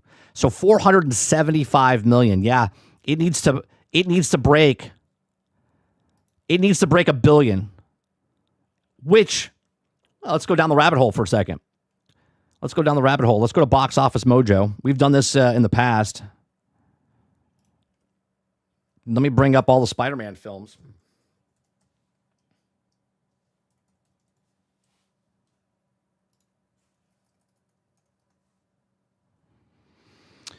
All right, we got Spider-Man. We got Spider-Man 2. We've got Amazing Spider-Man. We got Spider-Man 3. We got Homecoming. No Way Home. Spider-Man 2 there. Okay, so we got, let me see. We've got Spider-Man. We've got Spider-Man 2.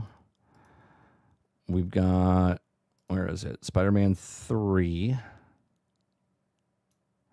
We've got Spider-Man, The Amazing Spider-Man. We've got Homecoming, No Way Home. We're missing one. We're missing one.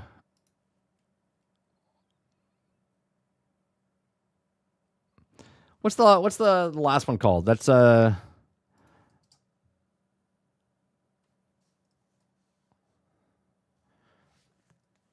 Doctor Strange's fault. What was the last one called? We've got Homecoming. We got No Way Home. What was the last one? Far From Home. Thank you. Thank you.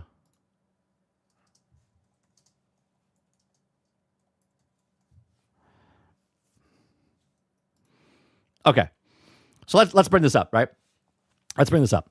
So all Spider-Man films, now obviously they didn't all cost $200 billion or whatever, right?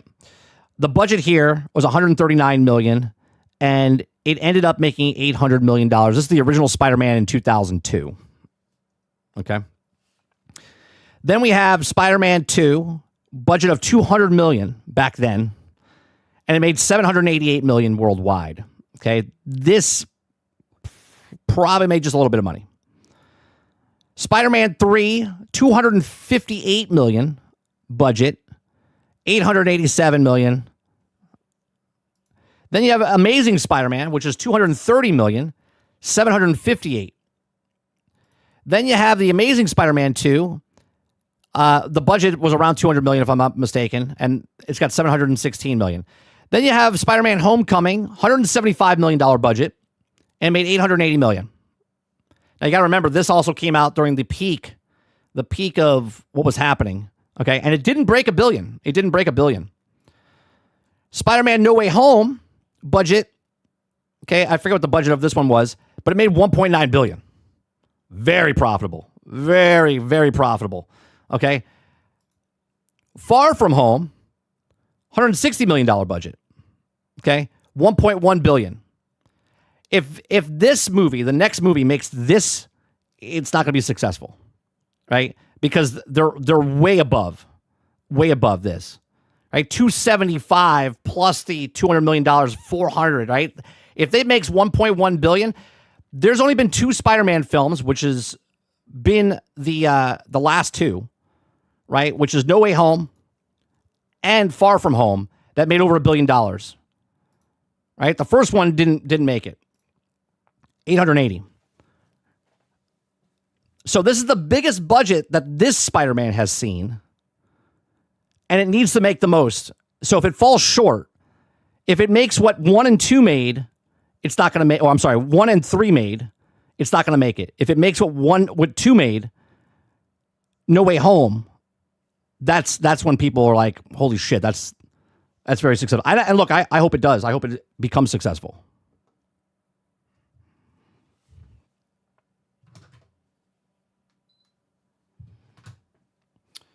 Let me see here.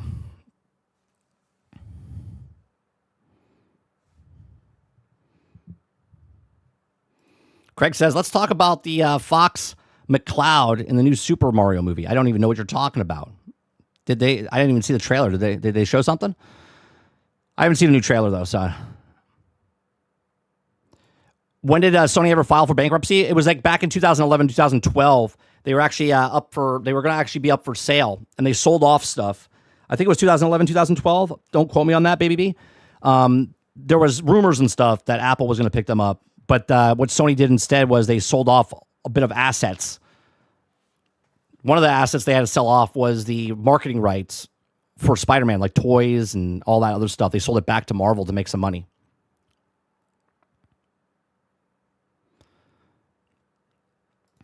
Kylo Green says, my buddy working on Intergalactic and I keep fucking with him. It's going to flop, but I'm lying. Baby says, I don't think Spider-Man won't do well. I don't know. It all depends what the temperature is of what Marvel. Spider-Man always does well. Like, every single Spider-Man did pretty well, right? 800 million, almost 800 million, 887 million, 758 million, 716 million, 880 million, right? 1.9 billion, 1.1 billion. I mean, again, 275 million plus the marketing, it's $400 million. You're going to have to push over $1 billion. Avatar didn't make it. Avatar didn't make its money back.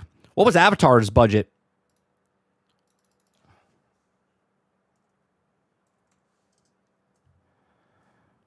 Ash and Fire's budget. Do we know what the budget was?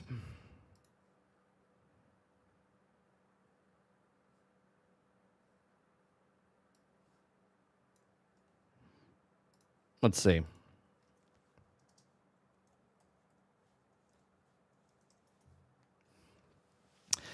Avatar, Fire and Ash budget approximately 350 to 400 million. Right? 350 to 400 million plus marketing on that.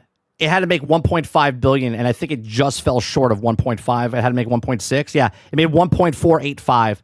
And James Cameron came out and said that it needed to make over 1.5 billion. So much so that they don't even know if they're making the next ones.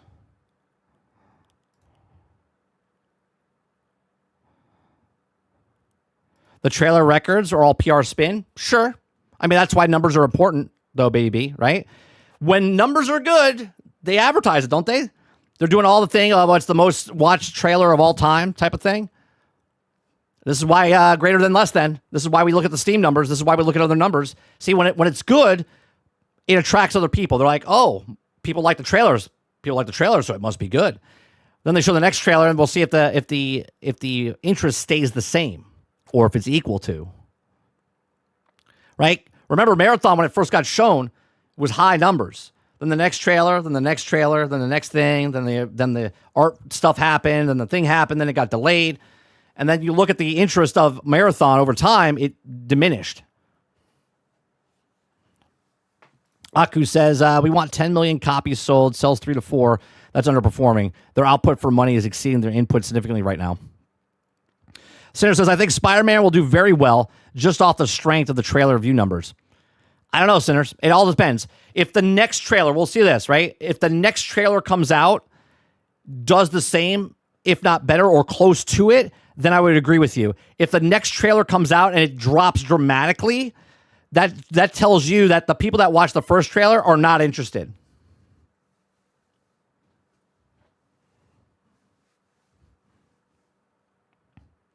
You are correct, Krebsy. Yeah.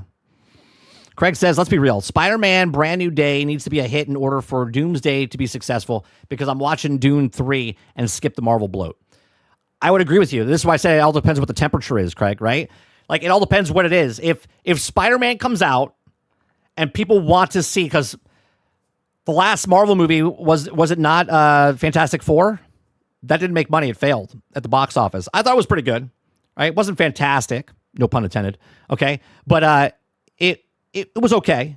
I thought it was like if it was in stage one, I think it would have done much better.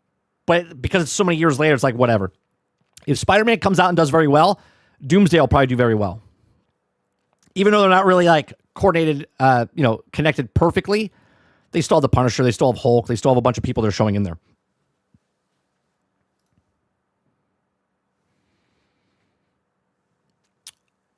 More Bear Scrubs says, Sony is not filing for bankruptcy. What the hell are we talking about? Yeah, I don't know what they're talking. I don't know what he's saying about if they're filing.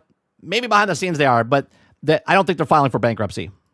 But they are definitely doing something behind the scenes where they're trying to save money of all the stuff they're doing.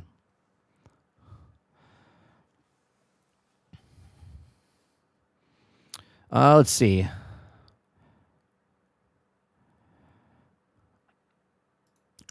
Krebsy says, No Way Home was $200 million.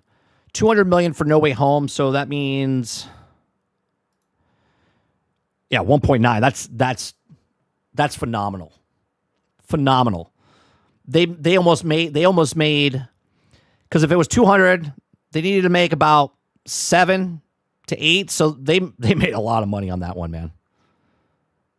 And remember that one when people were told you they weren't going to the theaters because of COVID and stuff. Spider-Man came out and people were like, I don't give a shit. I'm going to the theater. Right?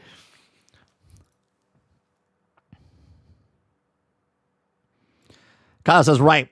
He gets me cool Sony stuff, and the only employees can also get and cool complain. But we don't also see selling crazy well. Maybe it makes money back, but that's it. It all depends what their budget is.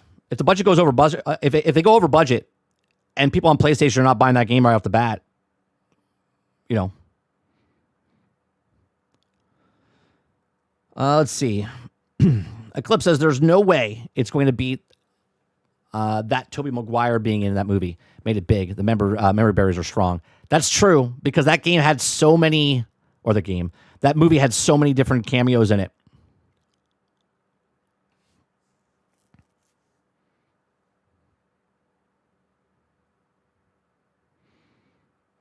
Craig says, I'm not spending 9 hours in the theater. Cubby says, Mario movies spoiled their own movie, saying Star Fox will be in it. See, I didn't know that. I wasn't ruined until I just read that. Craig says, Dune 3 is easily going to be a 3-hour movie. I still have to watch the second one. I haven't watched the second one.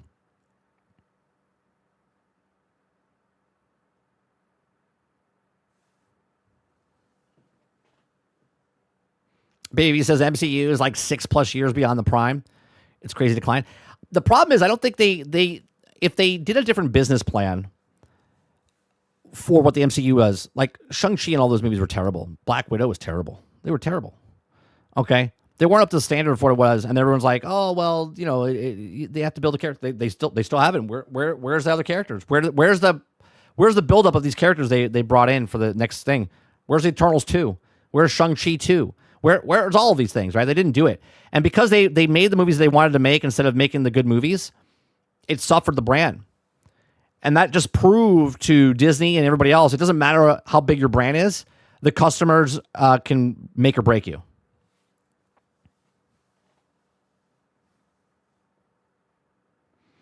The buzz for the Spider-Man is almost as bad as Doomsday. I was content with the trailer.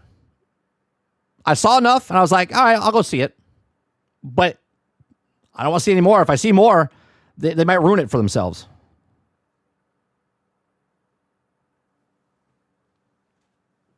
Jason says, dude, it's Spider-Man. No, I'm not disagreeing with you, Jason. I think I just proved it. All Spider-Mans make money.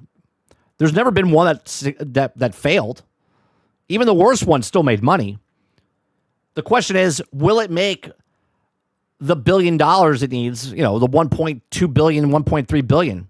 It could, but the last Spider-Man made 1.1 after the other one made 1.9.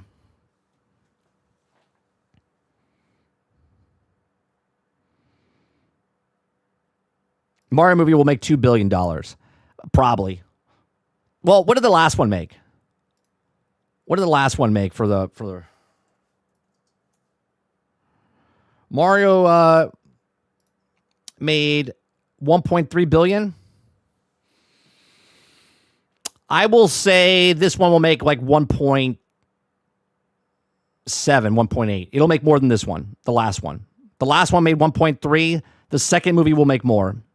I'm going to say like between 1.6 and 1.8. I don't know if it makes 2 billion. I hope it does, though. I love theaters. I love movie theaters. I want movie theaters to thrive. So, but we'll see. Yoshi popcorn buckets alone are $50. I would guess if Spider-Man will do 750 to 850 million. If it does, that's a flop.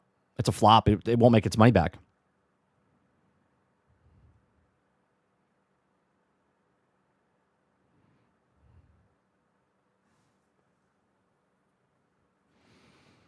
Let's see here. Jesse says, Spider-Man Brand New Day, having a lot of villains and do so much. There's actually what happens in Spider-Man 3 in 2007 did.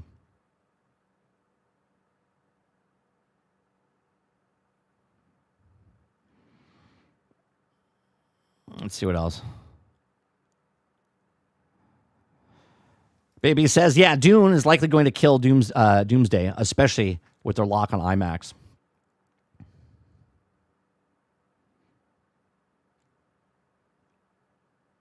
What was it when they did Oppenheimer and Barbie? They both thrived in the theaters at the same time. Maybe they team up and do something like that.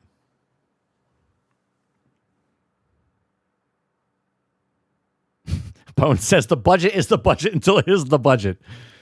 Well, I always talk about the budget after the fact. Like if we know what the budget is, if we don't know what the budget is, and you say it's a failure or not, we don't know.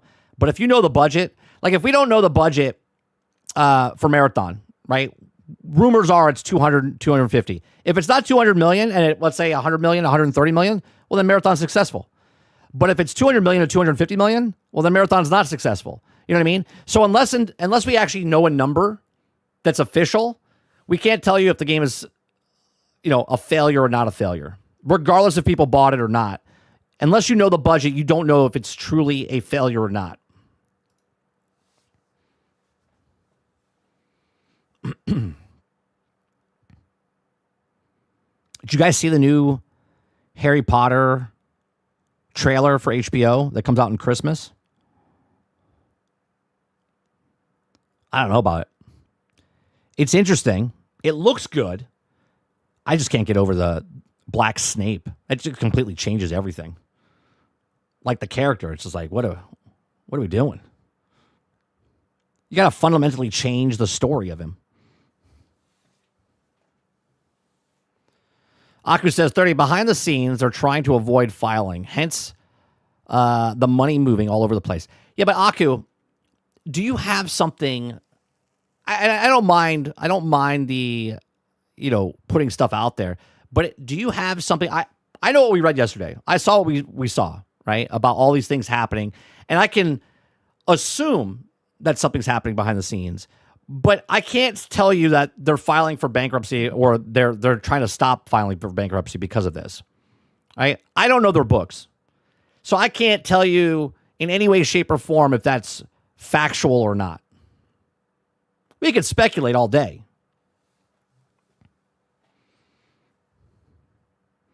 The best superhero movie of all time is the original Captain America, a.k.a. The Patriot, 1999. Pone says, Spider-Man's Batman of Marvel. That's a $1 billion movie guaranteed. Sure. But if it makes $1 billion, it still doesn't make its money back. If it makes $1.2 billion, then it makes its money back.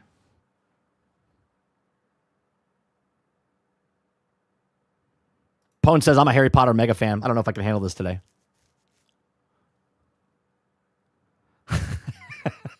Gravity says, I watched the trailer, but I didn't see it because some of the scenes need a light bulb. Yeah, it was fucking dark. It was dark. I don't know if they didn't hire a color gradist or not, but they're like, you know what? I don't like that scene. Let's make it dark.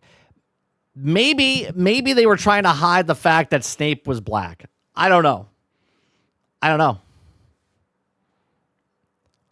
Like, it's crazy how dark that film is, or that TV show is.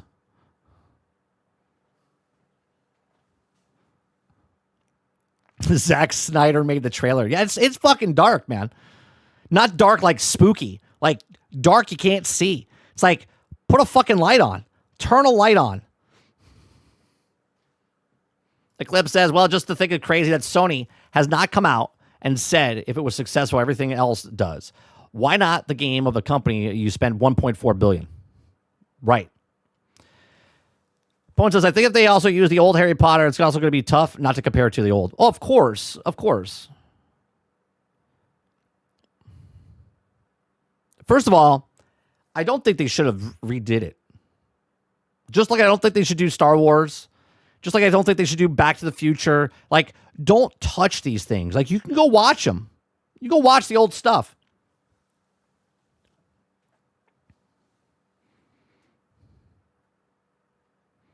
It's kind of hard to hide a shadow in the dark. Eclipse says, yeah, I got a 4K OLED and I couldn't see shit.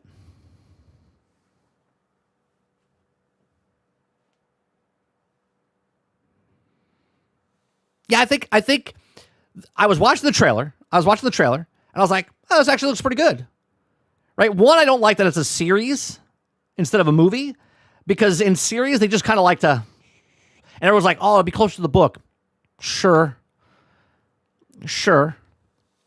But think about all the Marvel shows we got. You're like, oh yeah, they're telling more of a story. They didn't tell shit about any of the stuff they showed for Marvel. So hopefully they don't fuck it up in some way, shape, or form, but we'll see.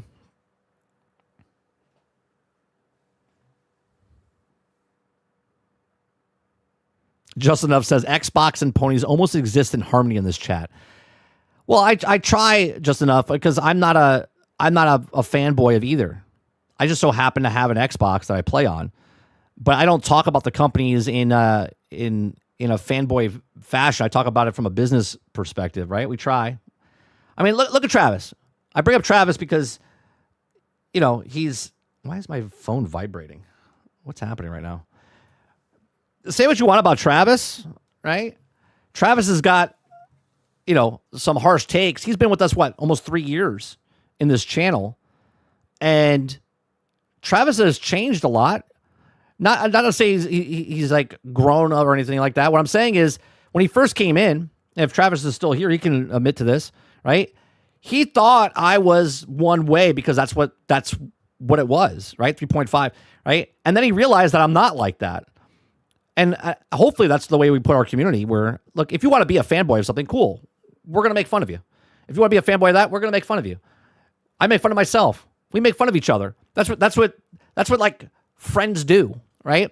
We poke and prod. We're like a bunch of puppies that yank at each other's ears and stuff like that. But we're all good at the end of the day, right? Some of the people that come in and don't realize that, like Aaron earlier was like, are we good, 30? Are we good? I don't take anything ever personal, ever, right? We're talking about a topic. We're talking about a video game. We're talking about a piece of entertainment. If your opinion is different than my opinion, cool, right? We're not a debating channel. We don't debate. We're just having conversation, and there's a difference there.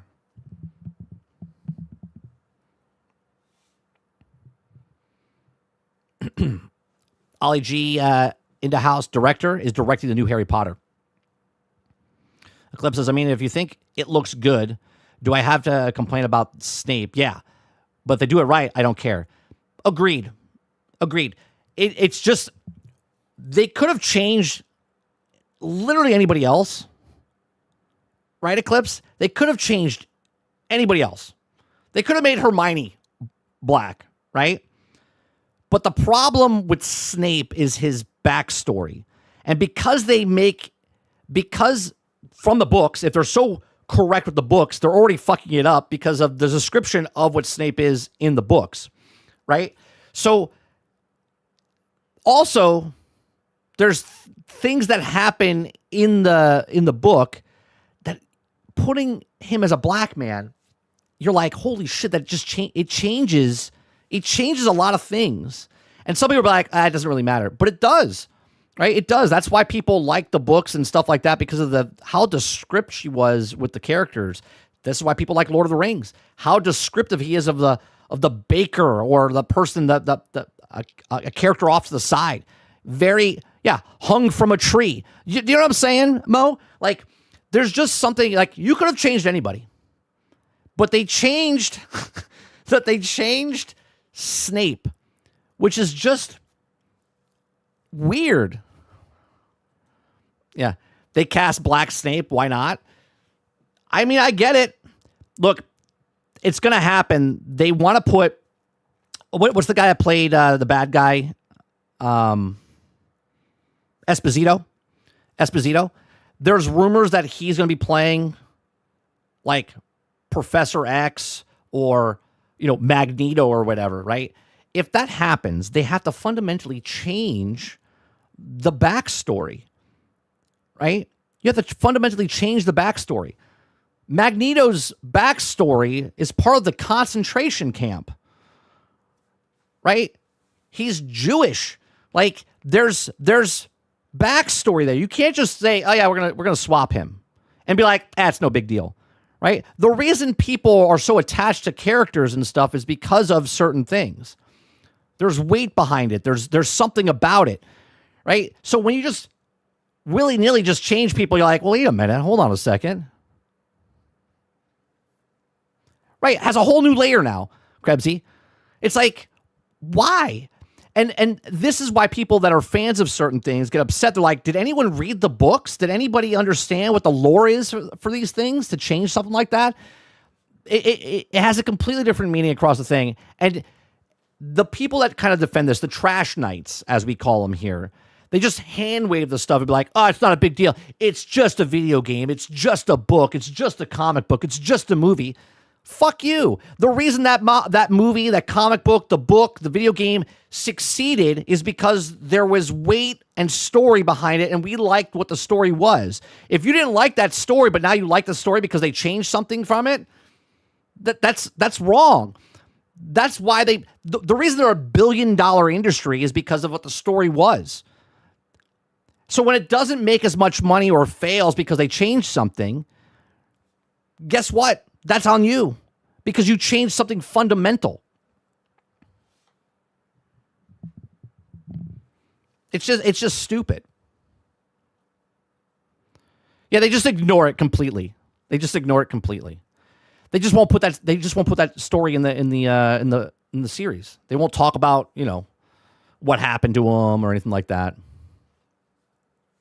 Altern says Hightail update patch 4 patch notes now live. I'll read them out. I'll read them a little bit later.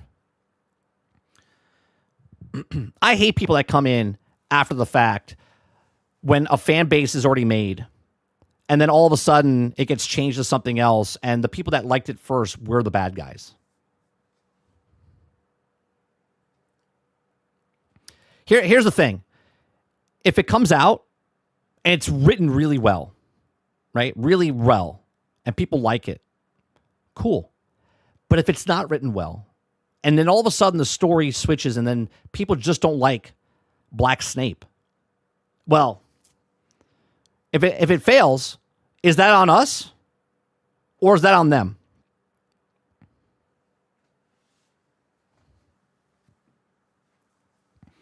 Mo says they better talk about it. Damn it, if they did it to themselves, yeah. Jesse Mack says, you know why they cast race swap Snape to make the headlines talking about the Black Snape to do DEI theory and what happened. There was a thing. Actually, you know what? Let's watch it for a second. Oh, I can't show it because he shows the trailer. I can't show it. Chris Gore watched the trailer and then talked about it. And he has insiders, that are in the industry and stuff like that. And they said when they made the stuff, they had to race swap somebody in Dune. And they had to race swap somebody in that. It's like a standard that you have to do. You can't just have the thing that it is. You have to race swap somebody.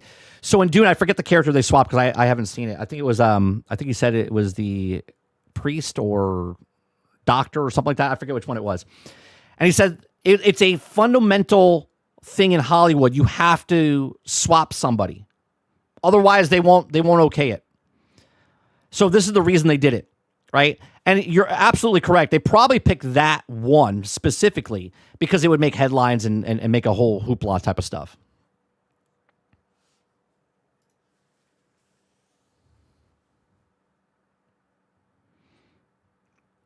Argus says, if I had to guess why they did it Snape specifically, it's likely because the character whoever everyone thinks is bad but has been a good this whole time is just misunderstood, trying to push some positive message and Minecrafting. Sure, I guess.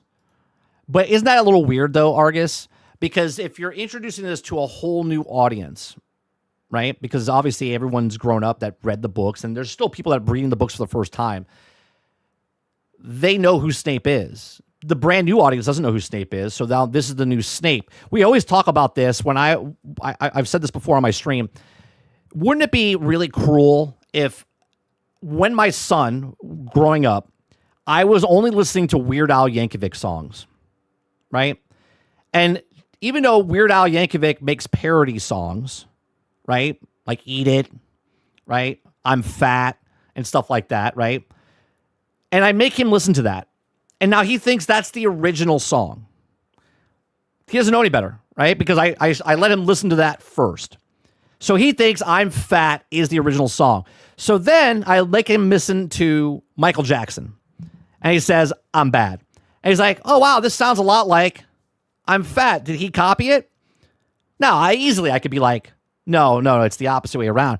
But if I was cruel, I could be like, yeah, he copied him. Weird Al Yankovic made it. Now, obviously, could he look it up and say, oh, yeah. But that's the thing.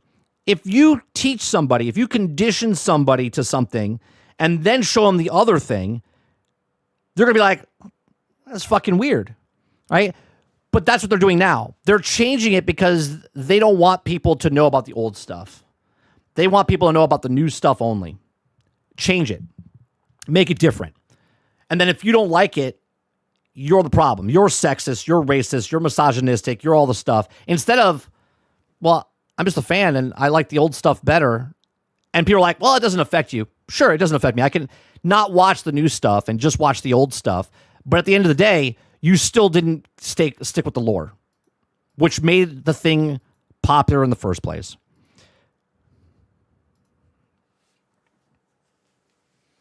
Here's the more important question. Why is Hogwarts Legacy more interesting than all of the Harry story combined? I don't know about the story in Harry in Hogwarts Legacy. It's good. It's good. It's not great. I said this before. I hope they don't make Hogwarts Legacy 2 connect to Harry Potter, like, because it's like 100 years set in the past. Hopefully they don't fast forward it so much that you see fucking Harry Potter. Now, if they want to connect it to his dad or whatnot, but it doesn't make sense. It should either be in a separate school or just the next year, so it doesn't connect exactly to the things. Because what happens then if Snape is white? That's gonna mind fuck people. They're like, wait a minute, in Hogwarts Legacy, Snape's introduced and he's white, and then he's. But maybe if they're smart, they're gonna change it, right? They would change it if they're doing stuff like that. Nah. What a bad parent. Weird Al should have been focused on making him learn Jackie Chan and Jet Li movies. Music, Kung Fu good. Check General, 10 days ago, I found out that the Oscars have a certain criteria for eligibility for the Best Picture. Oh, yeah. I saw that, Krebsy. That's what Chris Gore was basically talking about. There's a fundamental rule that you have to change at least one of the main characters.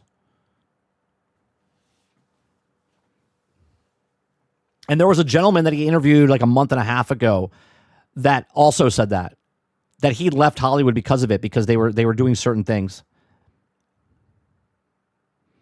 Justin Dove says, you asked the real Potter fans that they can point out all the issues with the first movies. Oh, 100%, because they like the books more. The books are always better because there's no budget in your head. Movies have a budget. Your imagination has no budget. That's the thing, though. Once the kids hit teenage years, they generally start spreading by class and social status and similarities and things, and like ethnicity, just like the adults before them. So they don't ever even get the modern audience push. Dupla says, what's going on, Dupla? Says the claim it would be a book accurate when they announced they were doing the TV series. Yeah, well, it's like Will Smith in Men in Black. They mind wipe you. They never said that, Duplas. They never said that. It's the most accurate from the books, and then they flash you.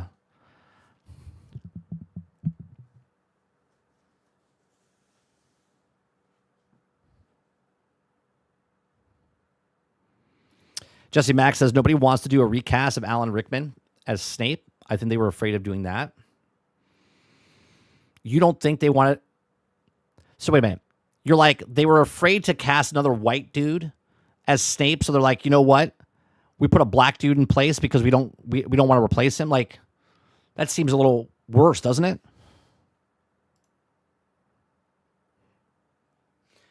Let me put it this way. No actor is more important than the character that they play. You see what I'm saying? Like, Robert Downey Jr. is Iron Man. He fits that character perfectly. But if something happened to him, like what happened to Black Panther, the actor doesn't overpower the character. They just replace the character. Look what Witcher did, right? Like, he just took the place of Henry Cavill. No actor is more important than the actual character they're playing. If you come across the scene and you're actually being the person, then everyone forgets. Everyone forgets.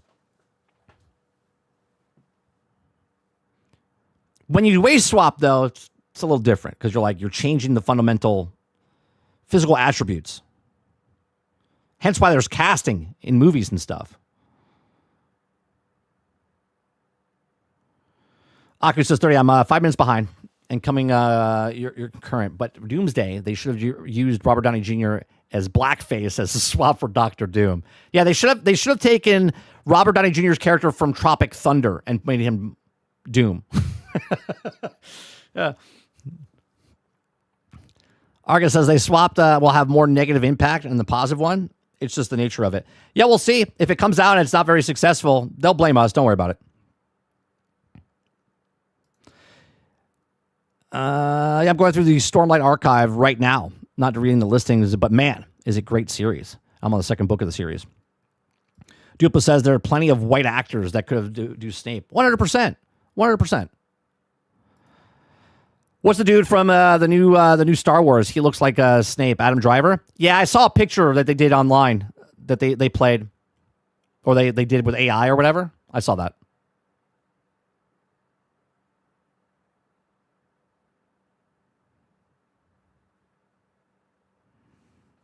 Oh, that would have actually been really good. Hilton, whatever his name is, the guy who plays Loki. I don't think Adam Driver wants to get involved with it. That actually would have been good. I think Loki would have been a good.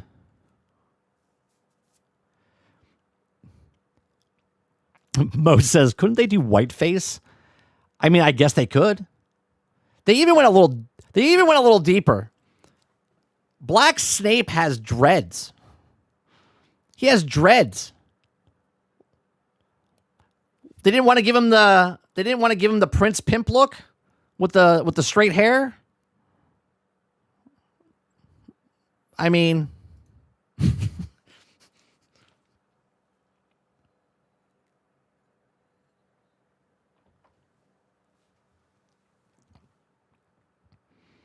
Krebsy says the Snape's outfit looks like Blade. Travis says Robert Downey Jr. should have just been Sirius Gold the whole movie. Yeah, they doubled down. They gave him dreads. Yeah, give him that straight perm. You know what I'm talking about, Mo? You know what I'm talking about.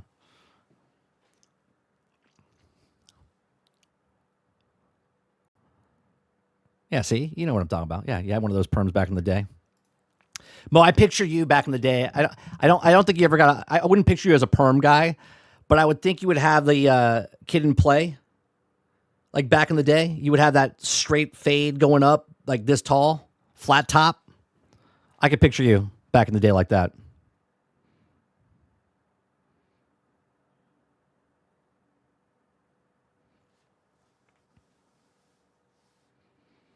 This is like the House of Dragon again. Guy with the dreads.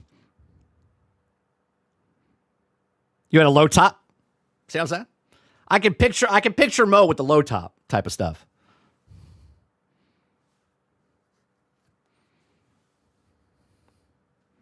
I could close my eyes and see. I could see Mo strutting it down, fucking low top.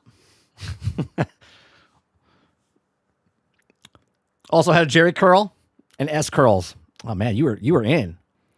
You were in. Pone says I will just a judgment until I see the acting. We only think of Snape as a white dude to the movies. The books only describe him as a shallow skin, which could be skin colored and type. Okay, great. If let me ask you this, Pone. Snow White, not the movie that they casted, right? But in Snow White, is skin as white as snow. So if you took a black actress with and I'm sorry, I don't know the skin disorder that makes your what the pigmentation of your skin, like why? I mean, in Wicked, they took a black actress and painted her green. She green faced it. She's a good actress, right? They green faced her. So why couldn't Snape whiteface? Hey, it's acting, right?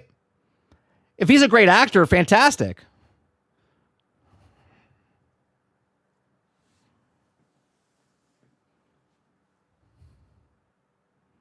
Jesse Max says, black guy wearing perm? Nah, just him, dreads.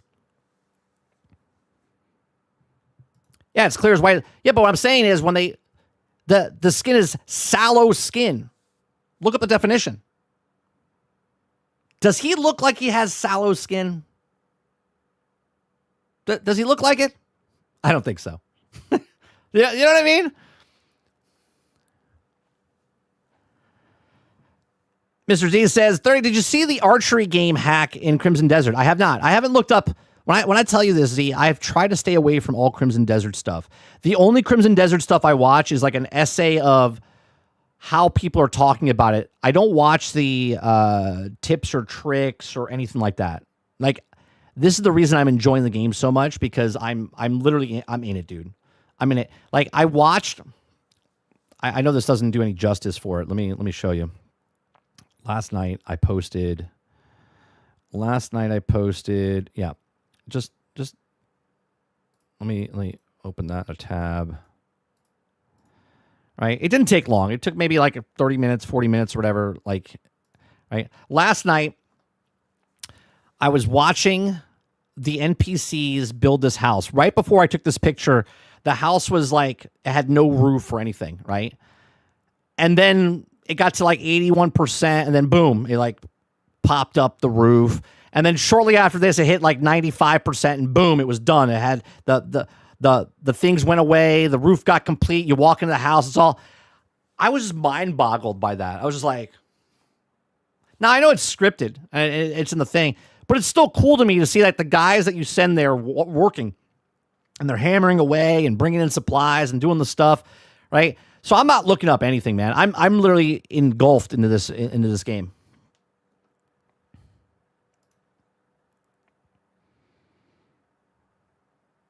Thank you, Mel.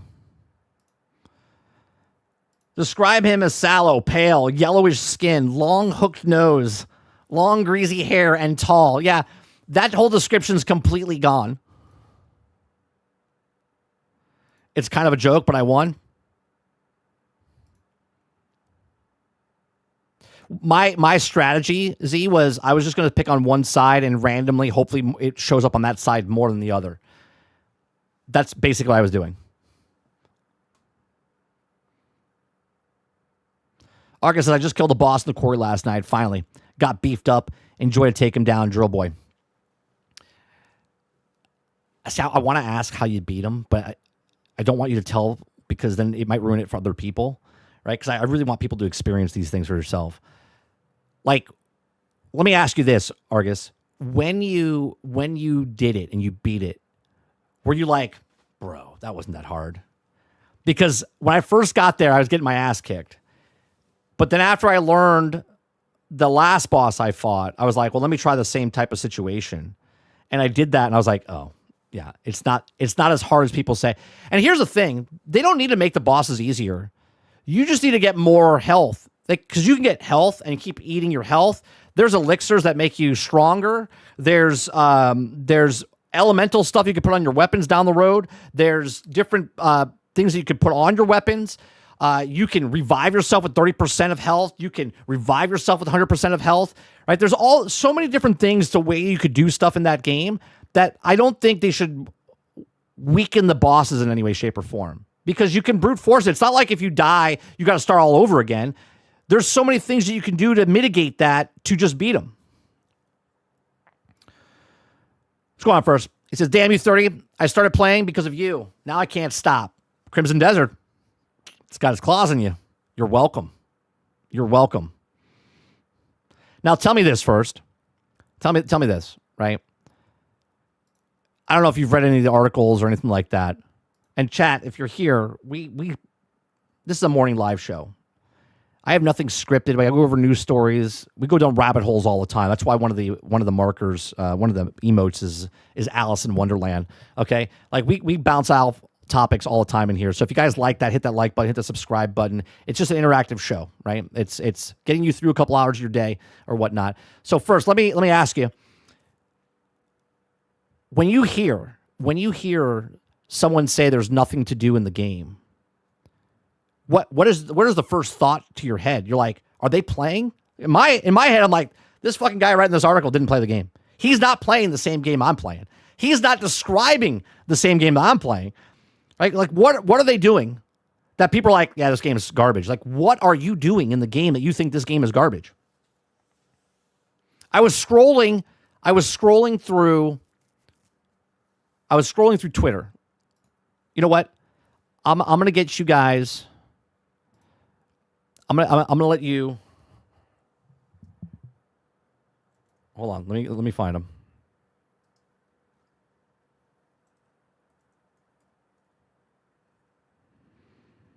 Where is he? Is it one word or two? No, is that him? No. What is his name? You know what? If I go to him, it should show. Yeah, let me see.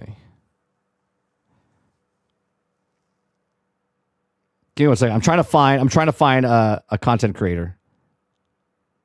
His tweet. Yeah, here it is. Okay, I want to show you something, and I'll give you a little warning here before I show you. Okay, before I show you. If you guys want to see this, because I scrolled, I saw it, and I was like, okay. It ruined it for me. I don't want to ruin it for anybody else. For just a split second, I'm gonna play a little clip here from Burt Black. Okay. It's a 24-second clip. Okay, it's a 24-second clip. You're gonna see this and be like, the fuck? That's what you're gonna say. That's the exact words you're gonna say. You're gonna be like, the fuck? Okay? Real quick, first says, exactly. I have a hard time believing that they have actually played the game. I'm only 5 hours in, and I can't help but get lost exploring in this world. So much to do. 5 hours in. Not 20, not 40, not 60, not 100 hours. You're 5 hours in, and you already know that there's so much stuff to do. How in the world does IGN or anybody else say there's nothing to do it's boring? Like, what the fuck? What were they doing? What are they doing? Are they standing around knuckle deep? Like, what are they doing? All right, so I'm going to show you something. This is pretty badass. Are you guys ready? All right. Nobody that wants to see this, close your eyes. I'll tell you when to open them. Okay. You won't see it. You'll hear it, but you won't see it if you don't want to know. All right. Good golly, look at that. Jeez. This game is incredible. It's incredible. I won't play anymore. You can open your eyes again. Okay? You can open your eyes again. How in the world can somebody say, okay, that there's nothing in this game? I won't even describe what I just showed you if you didn't want to know. Okay? The fuck? That's right. All right? I saw this and I was like, is that the same game? I was like, that's not the same game, is it? It's the same game? And I said, what the fuck? Like, this is what I'm saying, right? I'm not looking up stuff. It's just in my Twitter feed. And I was like, because I follow Burt Black, all right? And I was like, what the fuck is that? Oh, that's in the same game? Hey, there's nothing to do with the game, right? There's nothing in the game. Like, I don't understand. I don't understand when people say the game is boring and nothing to do. Like, what did you do in your 130-hour review? It's mind-boggling to me. Pone says, sounds like IGN needs quest objectives and markers in order to also know what to do. Some people don't have the drive and imagination to play in a sandbox, which is fine, Pone.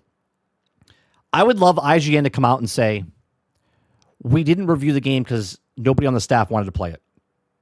We're not reviewing the game. Like, just don't do it. Right? Of course, obviously, they won't do that. Right? They had 2 people bitch about the game the entire time. Argus says, those people who say there's nothing in the game are dead fucking wrong, Mike. The game is awesome, and the attention to detail in the damn near is unmatched. I understand, right? There's problems in the game. I totally get that. And I'm not defending that in any way, shape, or form. I hope they fix the problems for people on mouse and keyboard and PlayStation and stuff like that. I haven't experienced any of those problems myself, right? The amount of things to do in this game, there's never anything that I'm like, I don't know what to do. I don't know what to do. What am I supposed to do? There is so much fucking to do. It's ridiculous. I'm like, how can they come up with this stuff? Krebsy says, the more? What more? Well, guess you got to find out. But here's the thing. I'm okay not knowing. If it comes across my feed, Krebsy, cool. If someone comes in and ruins it on purpose for me, that's different. You know what I mean? Eclipse says, the only thing that makes me mad is how they glaze tears of the kingdom of breath of the wild, but say the game has nothing in it. My thing, Eclipse, is there's people talking about, they're like, I really wish I could make the character myself. I don't really like the character that doesn't have a story behind it, and that I want to make it my own personal guy. This guy does. It's like it's a brand new IP. You have no idea who the guy is. Like just think about that. The logic going back to Zelda or Mario or any of the big titles that happened. They're like, right? It's like they didn't know who the person was until they did. Like you play the game, you find the story, you do the story, you person. Maybe at the end of the story, maybe, just maybe, by the end of the story, if you care, that at the end you'd be like, holy shit, I really like this character. But no, everyone's in the very beginning, they're like, well, I want my guy to be what I want it to make because I want an RPG or whatever. And it's like, okay, I understand that, but that's not what this game is.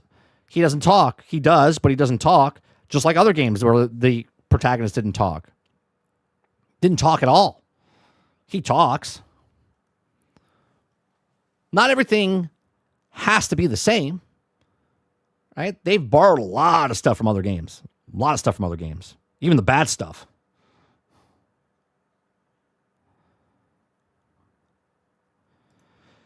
Aku says 30. The only thing I look up are keybinds. I was watching Dr. Disrespect yesterday playing. Let me tell you, he's funny because he's like on the Puzzle Master. He did one of the puzzles that I did in, I want to say, you guys, I did on stream, actually. I did it maybe in 5 minutes, maybe less. It was the one that had the things that went up and down, and you had to figure it out. I don't want to say it unless you watched it, right? And he did it, and he couldn't figure it out. And he went through like this extra window and stuff like that. It took him like 25 minutes to do it. And he was like, he did it. He did it. He just figured it out. He's not reading chat or anything like that. He's just, and he finally does it. And you can see the enjoyment, the actual enjoyment on his face, right? There's a showmanship that he does, but you can literally see the true enjoyment of him just playing the game, which you don't really see on a lot of games anymore. People are playing it because they're playing it because they want to play it because it's their job. But he's truly playing it. So I saw an Asmongold clip, and one of the comments down below made me laugh because obviously Asmongold's very, polarizing because he talks about a lot of politics stuff. Well, the last 4 days, he hasn't really been talking about politics stuff because he's been playing the actual fucking game. So someone said, anyone that says this game is bad, it literally stopped one of the most popular political commentators, which is Asmongold, stop talking about politics because he's playing a fucking game. And I was like, ain't that true? Ain't that true? He stopped playing the thing to do the thing so he could fucking play the game. Argus says there's a problem, but with the experience of the game it offers and the easily overlooked, and no other game offers it, and I'm sure other games will for a long time either. Super uncommon, which adds to the appeal and the ability to look past the minor issues. Right, the pros outweigh the cons. Performance has increased. They also added storage. They're also working on controls. They're also addressing all the issues that people brought up. But the game itself, the gameplay, and what you can do aren't what it's getting complained about. Right.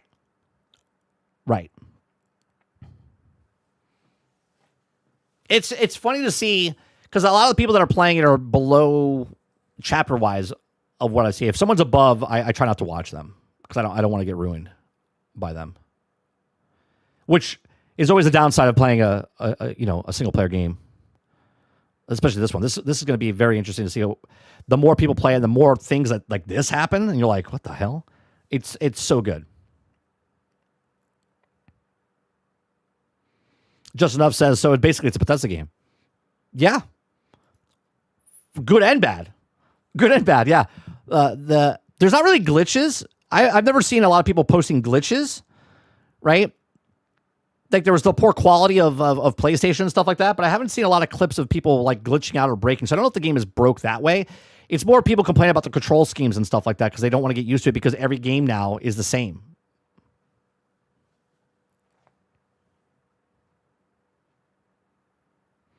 A lot of major YouTubers have respectable taste in video games. I love the game. Yeah, it's a good game. It really is. It really is a good game. It's not for everybody, just like any game is not for everybody. Jesse Mack says the IGN is saying that it's nothing in Crimson Desert was a meme. James Franco, same but different. Pop my brain. Yeah, it's the same but different, but the same. It's just weird, man. And again, it's so ridiculous when someone says there's nothing to do, and then you're like, you can't be playing the same thing as me. Are producing lightning storms beyond comparison. Remain calm. Oh, we were playing Helldivers 2 last night. Yeah, they had new map. I like the new maps and stuff that was happening. It's pretty interesting.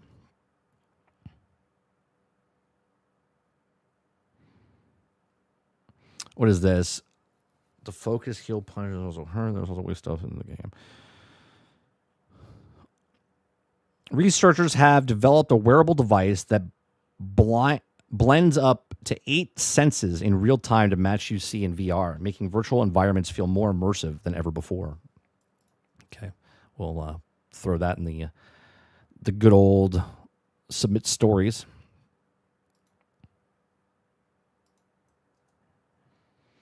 Don't forget tonight, guys, GXG, a podcast that we've been doing for a really long time. Ooh, Farm Simulator. Coming to mobile and Nintendo Switch 2. What the hell was I saying? Oh, GXG tonight. We do a podcast. We go over a few top stories of the past week, and we rant along the way. Make sure you say, the fuck is that?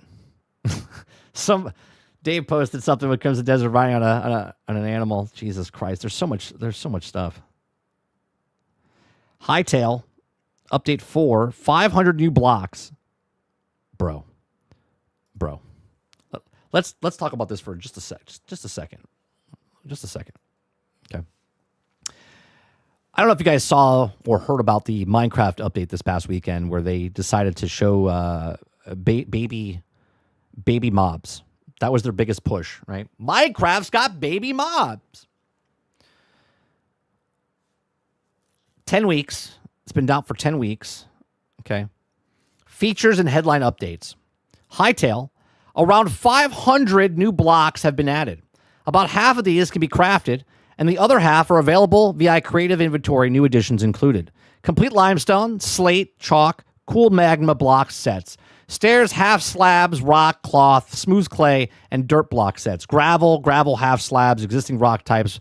Bronze, copper, zinc, iron block sets, creative mode. Dead coral blocks. Cyber City blocks. Ferns and just grass block sets. T-junctions for 4-way junctions for fences and walls. And many new cloth and tent roof block types and more.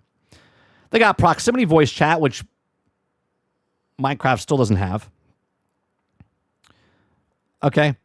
They got emo wheels, which Minecraft got, I don't know, last year, 2 years ago, whatever the hell it is. They got new hairstyles. Hey, Mo, look, they got afros, big afros. There you go. New creative tool. Proximity voice chat, which I did try. Now, obviously, of course, they're adding stuff that Minecraft already has. But this is just a patch. This is not a major update. This is just a patch for a early access game for Hightail. Minecraft's like, we've got the same mobs, but now they're smaller. We have a cave system, which is the same as this cave system. It's just newer.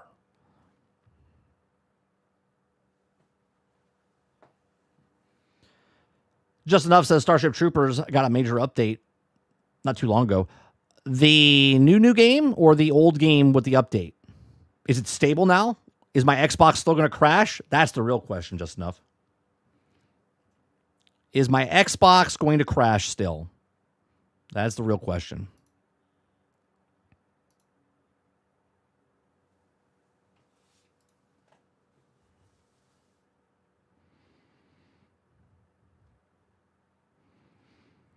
Albion Online's coming out next month on the 21st of April. And I'm going to still be playing Crimson Desert. I'm still going to be playing Crimson Desert.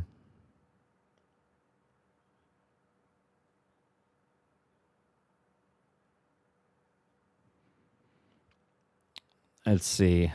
Anything else happening? I don't think anything else is happening today. All right, chat.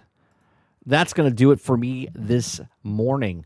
If you guys like it, hit that like button, hit that subscribe button. If you'd like to go above and beyond that, become a member as little as $5. Krebsy says it's ironic that the update sticks and it's sulfur caves. Yeah. Stinks. And it's in sulfur caves. GXG tonight, 8 p.m. Eastern, right here on this channel. It'll also be up on Twitch, and it'll also be up on Twitter or X. So we'll be in all three places. That's at 8 p.m. this evening. If you guys like podcasts, if you like talking about video games, hit that like button, hit that subscribe button. Come on back out this evening for GXG. You can go down to our apparel store. Helps us out here. Very small channel, and I do appreciate all the support that you guys do. So if you guys want to pick up a shirt, a hat, a mug, or whatever, or don't worry, I'm still working on better designs and stuff like that.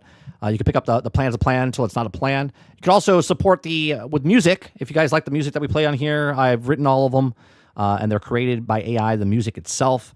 If you guys like it, go check them out on Spotify, iTunes, Apple Store. You can purchase them. You can download them because you subscribe. You can stream them from the actual place. All that stuff helps us out here.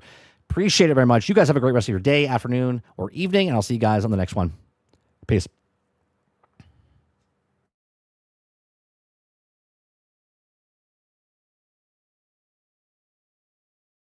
Oh yeah, yeah. Stay tuned. Everybody stand up, yeah, like I stayed up. We been away, yeah. It started in the movies, Katniss with a bow. The Hunger Games planted seeds we didn't even know.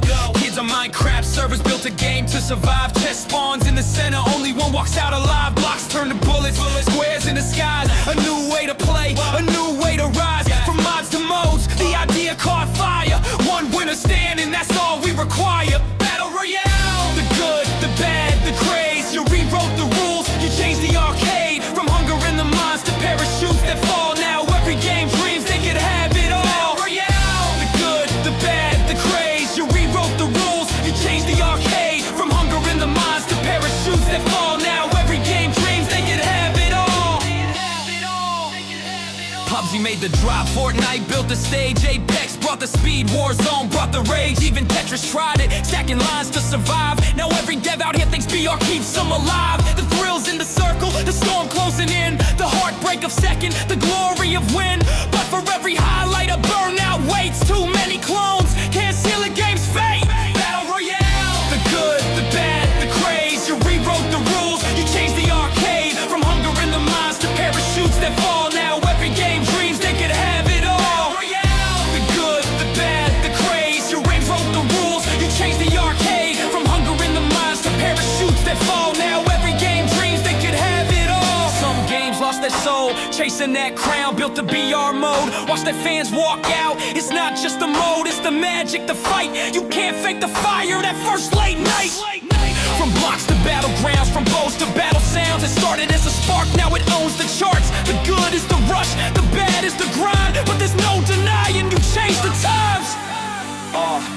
Battle Royale, the good, the bad, the craze. Love you or hate you, you still lead the stage. From Hunger Games mods to a worldwide call. You didn't just join and you changed it all. Battle Royale, the good, the bad, the craze. Love you or hate you, you still lead the stage. From Hunger Games mods to a worldwide call. You didn't just join and you changed it all. So drop in, gear up, hit a storm in your name. Battle Royale, for better or worse, you changed the game.